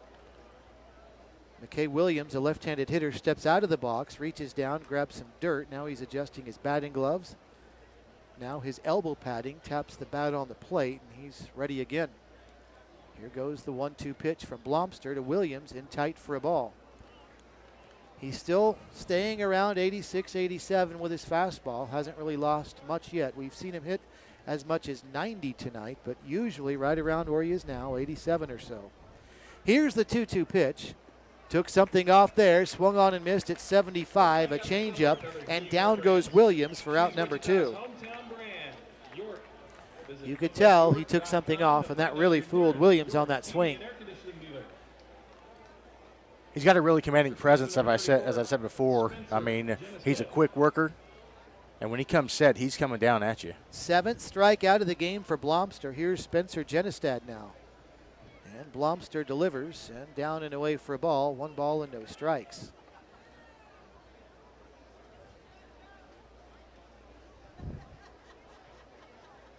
Here's the 1-0. Fastball down and away. That one hit at 88. 2 balls and no strikes. In Blobster's freshman year at Colorado School of Mines, he led the starting rotation in earned run average.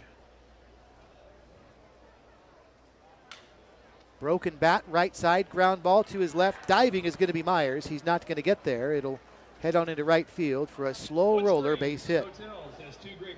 There's that turf, Tommy. That's probably a 4-3 ground out if we're on natural grass. Right, with the slickness and how quick it can be. That was just barely out of his reach, and you were absolutely right, Steve. With the natural grass, that ball would have been slowed down a lot more. So Kenny Piper will step in now. Right-handed hitter, runner at first, 2 outs, top of the 7th inning. Don't forget we'll have our Champs Sports Bar and Grill giveaway in the bottom of this inning, so stand by for that. Kenny Piper takes up high for a ball, 1 ball and no strikes. The base hit for Spencer Genestad, just the 4th of the game for Clarinda, as they trail Hayes 5-0. Blobster, for one of the few times tonight, works from the stretch, and here comes the pitch, lifted foul right side, 1 ball and 1 strike. Autotech is a one-stop service center for all your vehicle service needs, located at 4411 West Central. Spencer Genestad, just the 5th base runner of the game for Clarinda. They've got 4 base hits. They had 1 batter reach back in the 4th inning on a base hit, and that's been it. Another one fouled back and out of play, and the count's 1-2. And that last hit got him off that tie with the errors. 4 hits, 3 errors, so.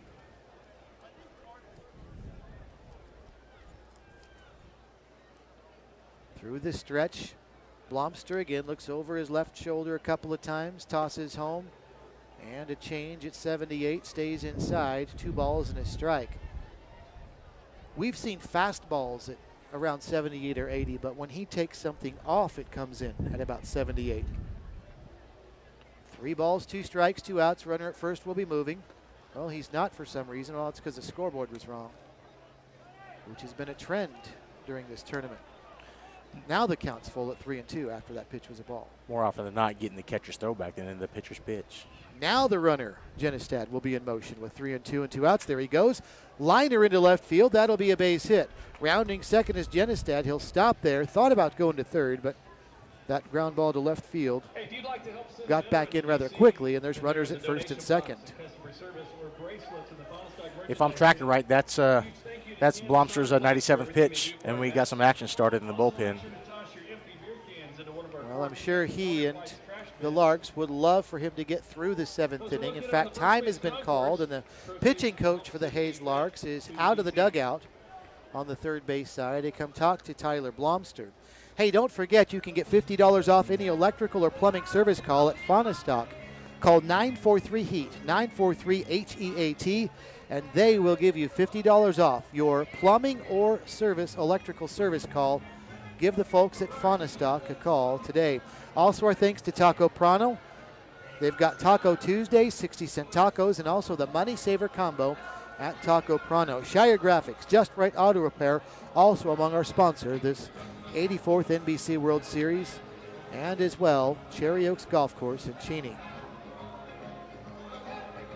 Here's Jared Lira now as the conversation is over out on the mound. Lira steps in from the left side of the plate. Runners at first and second for Clarinda, 2 outs. Top of the 7th inning, Clarinda's A's trailing 5-0 to the Hayes Larks. And Lira takes high and away for a ball, 1-0. I was afraid I might get tongue-tied since we've got Hayes and the A's tonight, Tommy, but so far I've been able to avoid that. But if you say those too many times quickly and together, you can get into some trouble. Time is called at the plate. Lira steps out, and Blobster has to stop his motion midway through. Now through the stretch goes Blobster. Looks the runners over and fires home. Right below us. That one was right next, dangerously close to our crowd mic that's dangling down there. You could hear that one bang pretty well. You think you're ready if you're sitting up here. You know we're not going to be ready. These get to you a little bit quicker than softballs do. I bet they do. When they're thrown close to 90 miles an hour, then struck with a bat.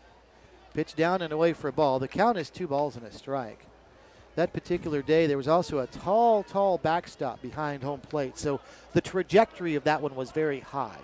Okay. These are coming at us more like missiles. 2-1. Blobster set, and he delivers inside edge. And Lira sure thought it was inside. He looked back at the home plate umpire, frustrated that strike call. It's 2-2. Denning Gehrig, the voice of the Wichita Wingnuts, who sits where I'm sitting to do Wingnuts games, actually has had his laptop shattered up here from foul balls that Oh, have been hit goodness. this way. The 2-2 bounced foul outside the bag at third. Down towards the warm-up pitcher, warming up in the Hayes bullpen. NBC baseball fans, get outdoors this summer and on the weekend with Coleman. Enjoy 20% off through August at your local Coleman. So the runners will retreat now. Back to second base, Genestad. Piper at first. 2 balls, 2 strikes, 2 outs. Top of the 7th inning. Hayes leading Clarinda's A's 5-0. And the 2-2, another one lined foul. So a good job of staying alive by Lira. This is the number 9 hitter in the order, Tommy. And if somehow he can stay alive and get aboard, things could get a little interesting here, because then you go back to the top of the order, and obviously Clarinda will have runners aboard. So we'll see what happens with a count 2-2. Now Blobster steps off the rubber and re-engages. Nick Gaddis will re-go through the signs, and Blobster gets the one he likes. Here comes the 2-2 pitch. Foul ball right side this time, just outside the bag at first. And the count still 2 balls and 2 strikes. As you alluded to, this is a great battle. It wasn't from the NBC tournament, but I did see an 18-pitch foul-off one time here from a Wichita Wrangler player. So, I mean, when you're up, when you're down 5-0 here, 2 balls, 2 strikes, 2 outs, and you're down, I mean, you're going to do anything you can to stay alive.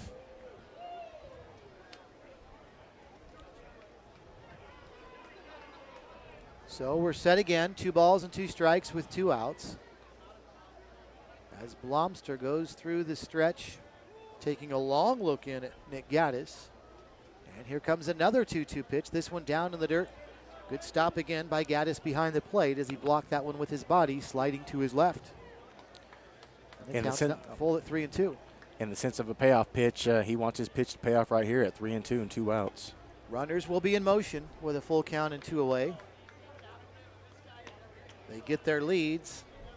Through the stretch goes Blobster, and there they go. And now time was called just before Blobster threw that pitch. Lira had stepped out, and Blobster, I don't know if he didn't know it or if he wanted to go ahead and just go through his motion to avoid an injury, but he threw the pitch home anyway. Now we'll try it again, 3-2 with 2 outs. Clarinda trying to make some noise late, down 5-0.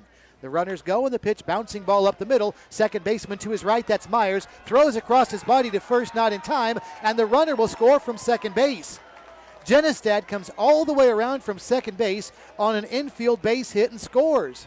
That's because of a slow bouncing ball behind the bag at second, and he was running with a 3-2 count with 2 outs. Great point. That is why you put your runners in motion, and a great way for the first baseman to come off and get that ball. Piper stopped at second base, and that's going to do it for Tyler Blobster. The RBI infield base hit for Jared Lira that scores a runner from first base, and that'll do it for Blobster. But he's going to get a nice round of applause from the Hayes fans, plenty of them here. His teammates also ready at the dugout, and listen to the applause he gets. Well deserved.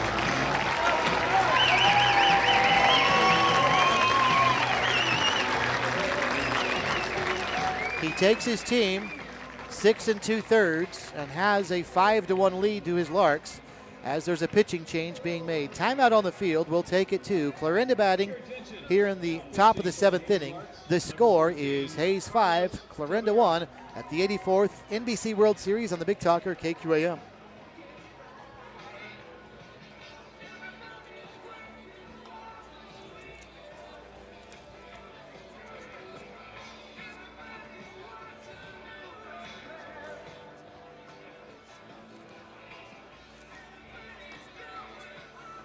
Number 14? Yeah. Yes, Carlos Tavera.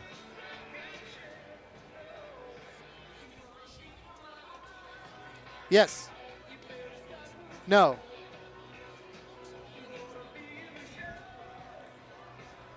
This is a 4-minute break?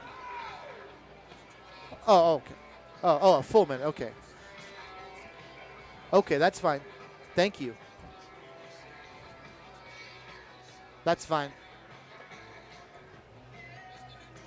Thank you.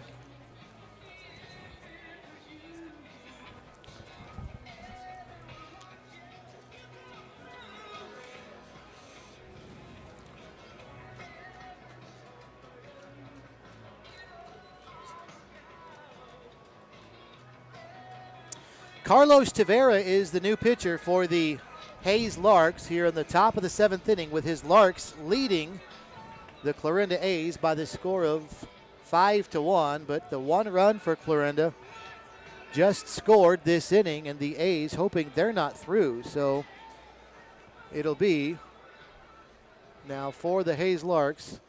Tavera on the hill with runners at first and second. 2 outs. Top of the 7th inning. Hayes leading again 5-1. Top of the order, Reed Bonner up there for Clarinda.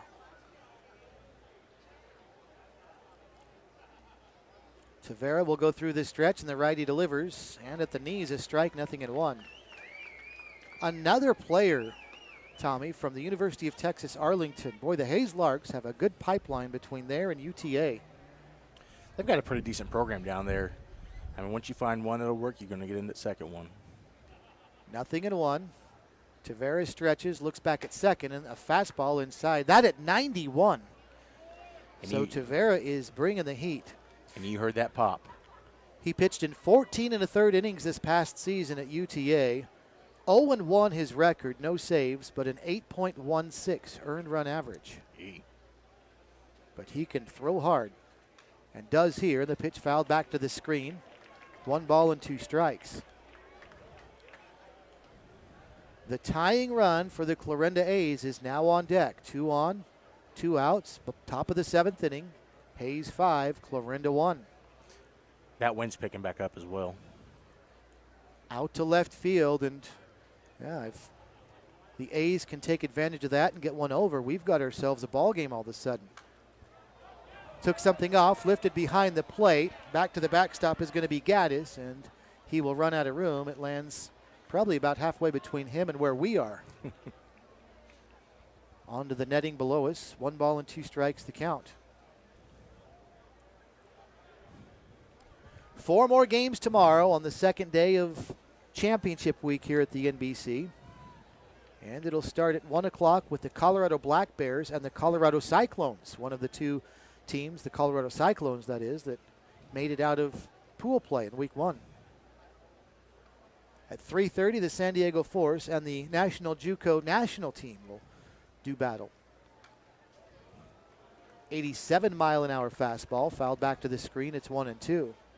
The 7 o'clock game tomorrow, as I mentioned, the San Diego California Waves and the Cheney Diamond Dogs. And then the last game tomorrow, the Everett Merchants from the state of Washington against the San Antonio Angels, the other team that qualified last night out of the first week of pool play. 1 ball, 2 strikes, the count to Reed Bonner. Through the stretch goes Tavera, and the pitch, soft fly ball, right side, foul territory, and the first baseman diving, and that's Randall, and he can't come up with it. And he kind of circled around that, Tommy. He didn't go straight at it, or he might have been able to come up with it.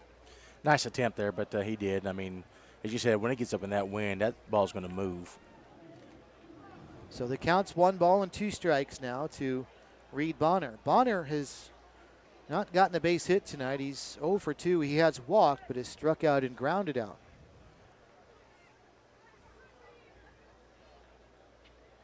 Tavera through the stretch and delivers the 1-2, and another one fouled back to the screen. So Bonner has done a good job. That was a 92-mile-an-hour fastball sent to the backstop.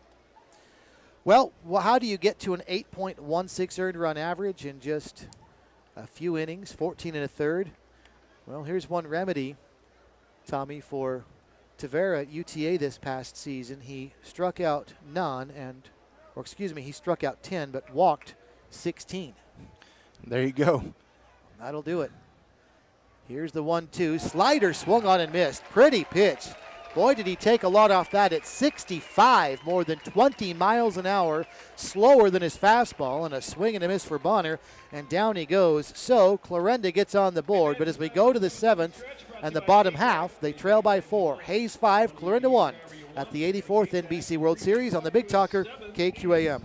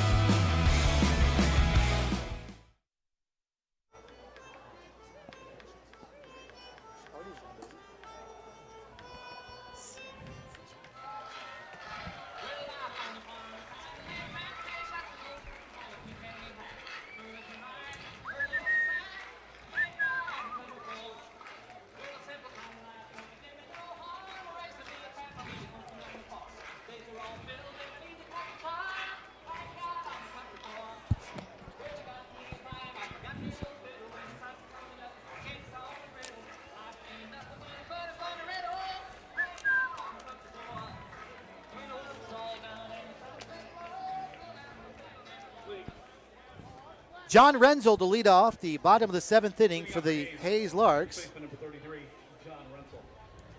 Larks leading 5-1. Randall, the first pitch from Josh Young, takes outside a fastball, 1 ball and no strikes. 5-1 Hayes. The Larks now into double digits with hits. They've got 11 base hits to the 6 for the Clarinda A's. This one a long fly ball out of play left side. And the count's 1 ball and 1 strike to Randall. He'll be followed by Clayton Raspberry, then Nick Gaddis. 6, 7, and 8 for the Larks, leading by 4, bottom of the 7th inning. Young delivers this one lined, left side, slicing, fair ball just inside the line. Heading down to the corner, Lear is up with it. Heading to second base is Randall, and he'll get there with a leadoff double. Boy, a slicer that went just inside the line, and Randall out at second base. Okay, let's go ahead and give you the phone number. This is for a free meal at Champ Sports Bar and Grill. The first caller to 721-8255, call now, 721-8255, will receive a free hamburger, french fries, and non-alcoholic beverage from Champ's Sports Bar and Grill. 721-8255. Anthony is waiting back at the studios. First caller wins a free meal from Champ's. Here's Clayton Raspberry now with a runner at second base. Nobody out, and Raspberry takes down for a ball. 1 ball and no strikes to him. Raspberry hitless in 3 plate attempts. He is struck out, grounded out, and flied out. Larks looking for some insurance here, up by 4, bottom of the 7th inning, 5-1 our score. Pitches up high for a ball, and the count's now 2-0 quickly to Raspberry. You know, the run there, with this way they work it here, they're now -4 instead of -5 if it came to Ground ball to second base. To his right will be Christian Jones, a second baseman. He'll throw to first in time for a 4-3 putout, but that gets the runner over to first base. Number 27, Nick Gaddis. as I was saying, if it comes down to any kind of tiebreaker, any runs that you can get, even though you may lose. Yes, so you still want to score all the runs you can. You're right, Tommy, because this is pool play where the top 2 teams in each pool, 8 teams, will advance to Thursday's playoff round this coming week. So as the first pitch comes in up high to the next batter in the lineup for the Larks, and that's Nick Gaddis, 1 ball and no strikes. So you still want to score as many as you can, even if it's evident you're going to lose a game, to try and give yourself a better chance at a tiebreaker. Swung on and hit deep. Left field and back and gone. It's a home run. Nick Gaddis, a 2-run shot, and now the Larks lead 7-1.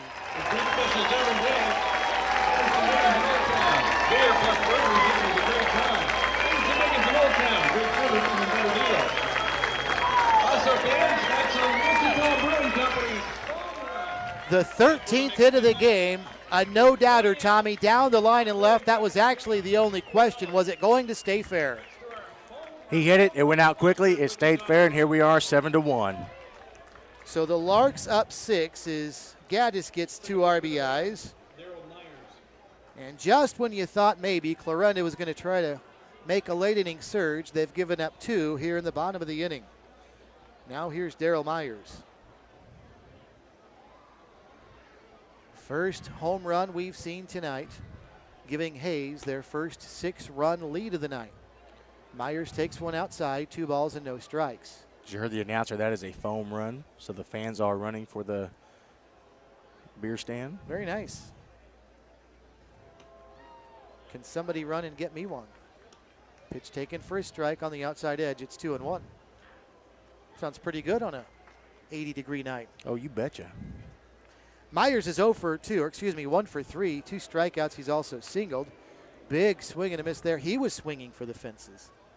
He's seen his teammate. He wants to get him one, too. I don't think the wind that's blowing out to left mattered on that No. run. Here's the 2-2. Change just misses. 3-2 at 72. It was hit so low. First of all, it really didn't get up into the stream, and hit so hard that I don't think the wind made much difference there. That was going to leave the yard anyway. 3-2, and the pitch, swing and a miss. And down goes Myers for the 3rd time tonight as a strikeout victim. 2 away. So back to the top of the order we go now with Ryan Randall. I don't recall the years that they've been doing it, but one of the things is this is a wood bat tournament now. It used to be aluminum bats. That's made a big difference, too. First pitch now to Ryan Randall. Could you imagine aluminum bats on this turf? Hard hit bouncing balls or ground balls. 1-1 the count to Randall. Hits a little flare over toward the third base dugout. Piper charging, sliding forward, makes a nice catch. And the side retired, but a long, loud 2-run homer for Nick Gaddis here in the bottom of the 7th inning gives the Larks a 6-run lead. 7-1 Hayes as we go to the 8th at the 84th NBC World Series on KQAM. Howdy guys, make sure to come out Saturday, August 4th for our Salute to Aviation Night. We're going to be bringing back some throwback jerseys like the Cessna Bobcats and the Boeing Bombers. So make sure to stick around after the game because we're going to be auctioning these babies off. NBC World Series, it all happens here. Kind of matching earlier, something that we've nice. seen. Oh, yeah.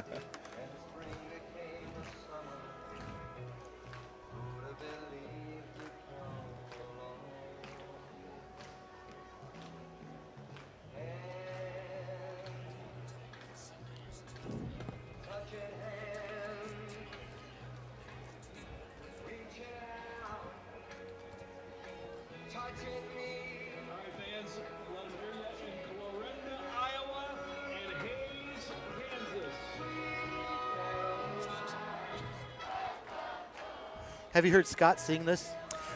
I have. Well, I guess shortly on the radio, but I've told him that the other day. I was like, you need to get with Kevin. You need to get yourself a little portion where you can come out and sing He this. stands up and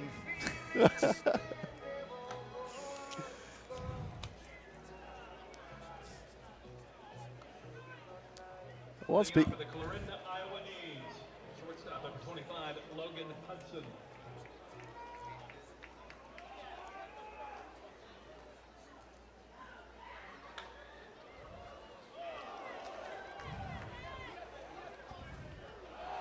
Oh, we missed. Look at that.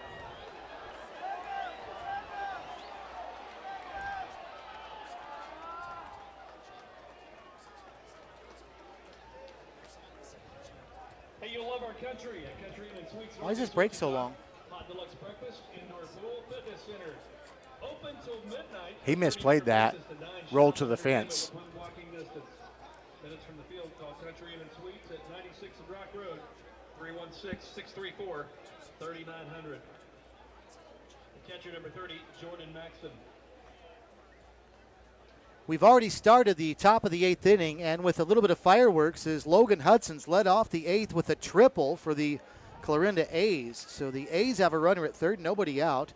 Jordan Maxson up to the plate now, just took a slow breaking ball for his strike, 0-1, but Clarinda now threatening here in the 8th. They need to because they're down 6 runs, 7-1, but a good start to the inning nonetheless.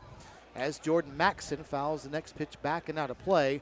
Quickly, 0-2. That was a 90-mile-an-hour fastball that time for Carlos Tavera. Tavera is only 6'1", 185 pounds, but he can really bring the heat with that fastball that we've seen hit 90 or higher a few times already. Slider right there, and a swing and a miss. That's strike 3. Runner going to first. He'll have to throw down, and they do. 2-3 on the strikeout. Staying at third base is Logan Hudson, and there's one away. For that runner at third on his hit, that barely was outside the reach of the second baseman. Don't know what happened. It got past the center fielder there, rolled to the fence, and that's how the runner ended up at third base. It was not the hardest hit triple that you'll see. Right. But it got by Myers at second, and then all the way to the fence it went. Here's Shawn Bergeron now, takes a strike, 0-1. Bergeron, the starting pitcher for the A's, left the game a few innings ago, but has stayed in as a hitter where he is hitless tonight. He has reached base once. 1 ball and 1 strike the count now. Through the stretch goes Tavera. And the pitch lined to center. And starting in is going to be Randall. Then he's got to stop and make the catch. That will bring the run home, though. As tagging from third is Hudson, and it's going to be a sacrifice fly for Bergeron. And now a 7-2 ball game in favor of Hayes. But Clarinda scores their second run of the game. That throw back in wouldn't have mattered. He threw it up the the third base line anyways. Second baseman number 4, Christian Jones. So here's Christian Jones now.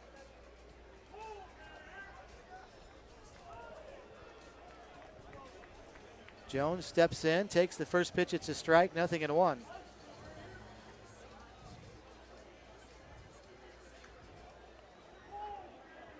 And the next one misses for a ball. 1 ball and 1 strike. 7-2 now the score. Hayes up by 5 again. They've led by 5 a couple times. Their largest lead, 6. Slider swung on and missed for a strike. It's 1-2. Whoosh. Christian Jones, the batter, 0 for 3 tonight. Tyler Blobster was the starting pitcher for Hayes, and he was terrific. Took his team into the 7th inning. Swung on and fouled at the plate off the catcher's equipment. Still 1-2.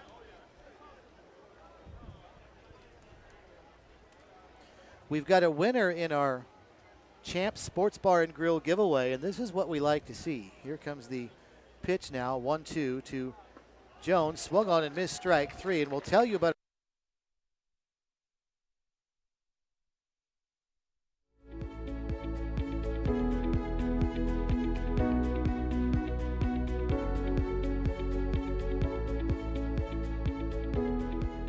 Kansas Gas Service delivers natural gas to many of the companies you know, ensuring they have the energy they need to grow and build strong communities, providing cost-effective, safe, and reliable natural gas for a better tomorrow today.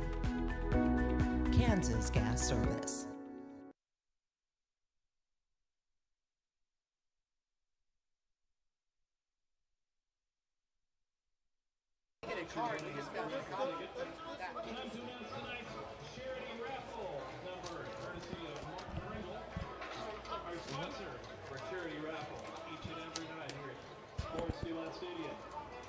Tonight's winning raffle ticket number is 774238. 774238. If that's your winning raffle ticket, get down to the table next to the elevator on the lower concourse. There's a $400 Visa gift card and $100 worth of Kansas Lottery scratch tickets awaiting for you.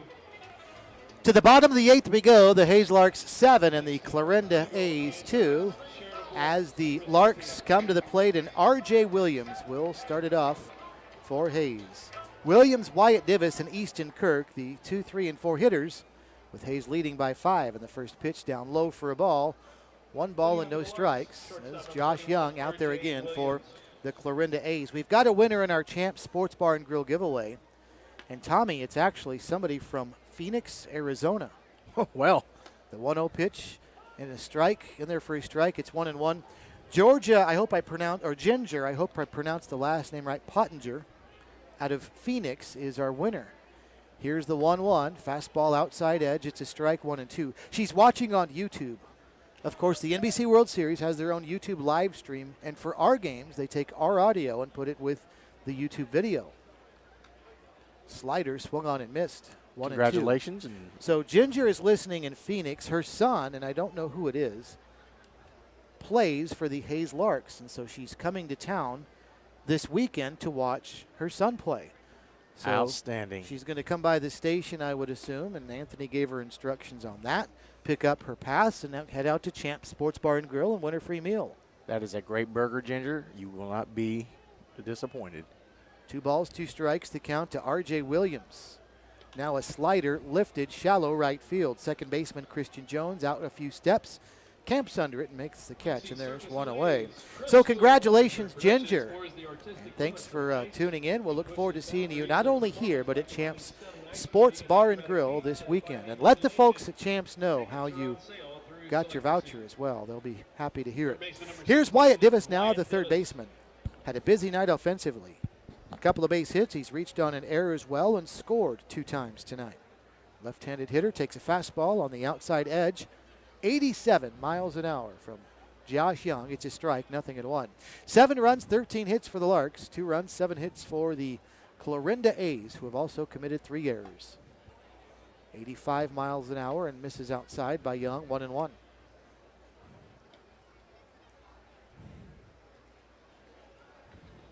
Josh Young works from the windup, works quickly. Fastball swung on and missed. Strike two. 1-2. Mike Chapel runs a pretty good show down there with his crew at Champ Sports Bar and Grill. Yeah, it's been a neat little local hangout for quite a while. 1-2. And the pitch swung on and missed. A fastball at 86, and down goes Divis. And a quick so far. Bottom half of inning number 8. 2 up, 2 down. Easton Kirk will step in. Visit MidwestYork.com to find your nearest York heating and air conditioning dealer. Shire Graphics, Just Right Auto Repair, helping sponsor our coverage of the 84th NBC World Series. Cherry Oaks Golf Course in Cheney. Team Electric. Thanks to them for sponsoring. Team Electric run by Rod Stevenson, who also runs the Kansas Cannons, who had a nice run in pool play that ended for them last night, but they are sponsoring our tournament coverage. Thanks to them as well. First pitch is outside to Easton Kirk, the designated hitter for the Larks. He takes, it's a ball, 1-0. Young comes back again outside. This one also a little high. 2 balls and no strikes to Kirk. Kirk's had a nice night, 2 for 3, a couple of singles, and he's flied out to center field. Young working very quickly, and a strike on the outside corner at the knees. 2 balls and a strike. He's settled down, and he is working quickly and efficiently. The 2-1 lifted left side, the third baseman and shortstop going out, and it looks like it'll be Logan Hudson just inside the left field line. Shallow makes the catch, and the side retired. A quick 1. Pain, back pain, all kinds of sprains. If your knee replacement aches when it starts to rain, at Advanced Physical Therapy, we treat that. At Advanced Physical Therapy, we treat that. Concussions, arthritis, carpal tunnel, tooth, fibromyalgia, Parkinson's, we've got the treatment for you. At Advanced Physical Therapy, we treat that. At Advanced Physical Therapy, we treat that.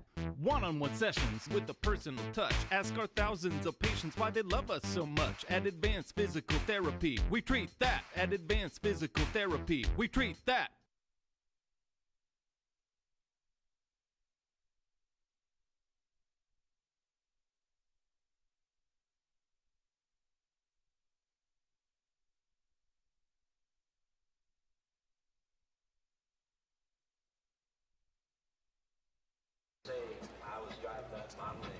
Your attention now, pitching for Hayes. Number 21, Shane Browning.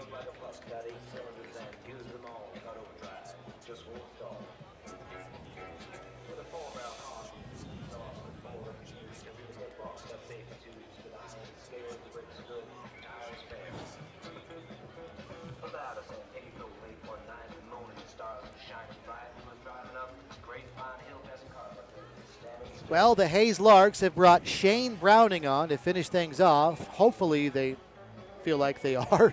They lead 7-2. If they don't, then the Larks and Browning will have problems. But a 5-run lead for the Larks. 7 runs, 13 hits for Hayes, 2 runs, 7 hits for the Clarinda A's as we move to the top of the 9th inning.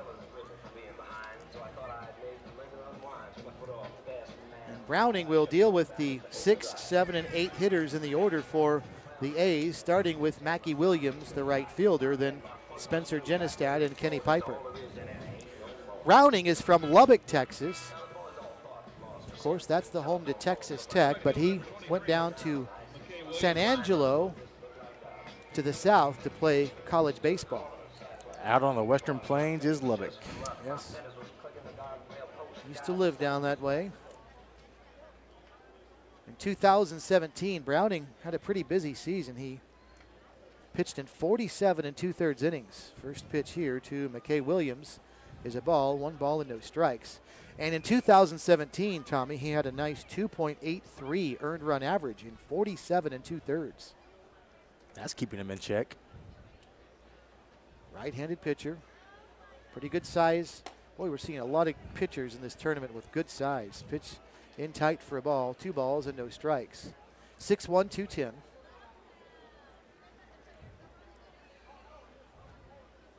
You would assume by his numbers that he was a middle reliever.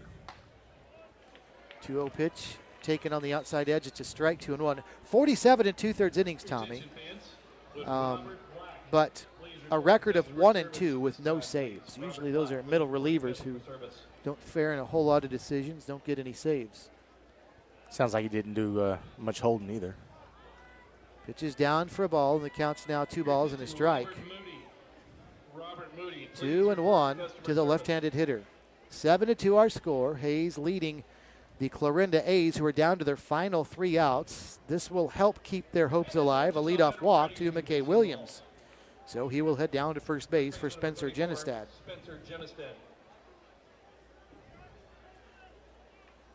In 2017, Browning at Angelo State, good walk to strikeout ratio as he only walked 20 but struck out 58 in 47 2/3. So also more than a strikeout per inning for Shane Browning at Angelo State. First pitch to Spencer Genestad, big rip at an 88-mile-an-hour fastball, and this one is sent backwards for a foul, 0-1. Wind still blowing out of the south pretty steadily. In fact, you could just see a gust of dirt blown by the wind off the mound toward the third base bag. No balls and a strike.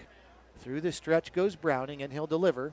And that one down and away. Took something off there at 78, and it tailed away from the right-handed hitter, 1-1. Hayes trying to go to 1-0 in pool play. 4 pools in the championship week, and the top 2 teams in each pool will play a little tournament starting next Thursday. So it starts with 8, and it ends a week from tomorrow with 1 crowned a champion. Pitch is down and away for a ball, and the count is now 2 balls and a strike. And when you're up 5 in the top of the 9th inning, your job is to come in and throw strikes, and that's not so far been the case, at least enough for Shane Browning. Here's the 2-1. There you go. There's a strike at the letters. He heard you. He might have. Fastball at 86. Well, and overcoming a 5-run deficit in 1 inning is not out of the realm of possibilities with hitters of this caliber. Pitch down and in for a ball. And the count's now full at 3-2. So you don't want to give them free opportunities, but so far Browning has issued a leadoff walk to Mackie Williams and has run the count full here to Spencer Genestad. You also want to try and preserve your bullpen if you're Hayes and hope that you don't have to burn another pitcher if Browning continues to struggle with his command. Ground ball to short. This could help. Scooped up by the shortstop Williams to second for 1. Back to first, a double play. Dug out well by Randall at first. 6-4-3, and just like that, 2 away. There you go, 2 down. Great turn on the play, great scoop. And Williams really made that look easy, too. On that second hop, went down toward a knee and just scooped it up smoothly. And then a good quick turn by Myers, the second baseman. And over to first, a nice dig as well at first for Randall. So 2 quick outs, and now Clarinda's down to their final out, and here's Kenny Piper. And Browning just reared back and fired that one like he was just given a big boost from his defense, which he was. An 86-mile-an-hour fastball, a strike, comes back with another one on the edge, and now Clarinda is down to their final strike.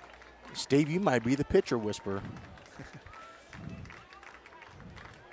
Through the wind, Browning set. Here comes the 0-2. No doubt about it. Strike 3 called. Hayes has the win to start championship week of the tournament. A 7-2 victory, and their fans happy behind third base. We'll be back with the final wrap right after this.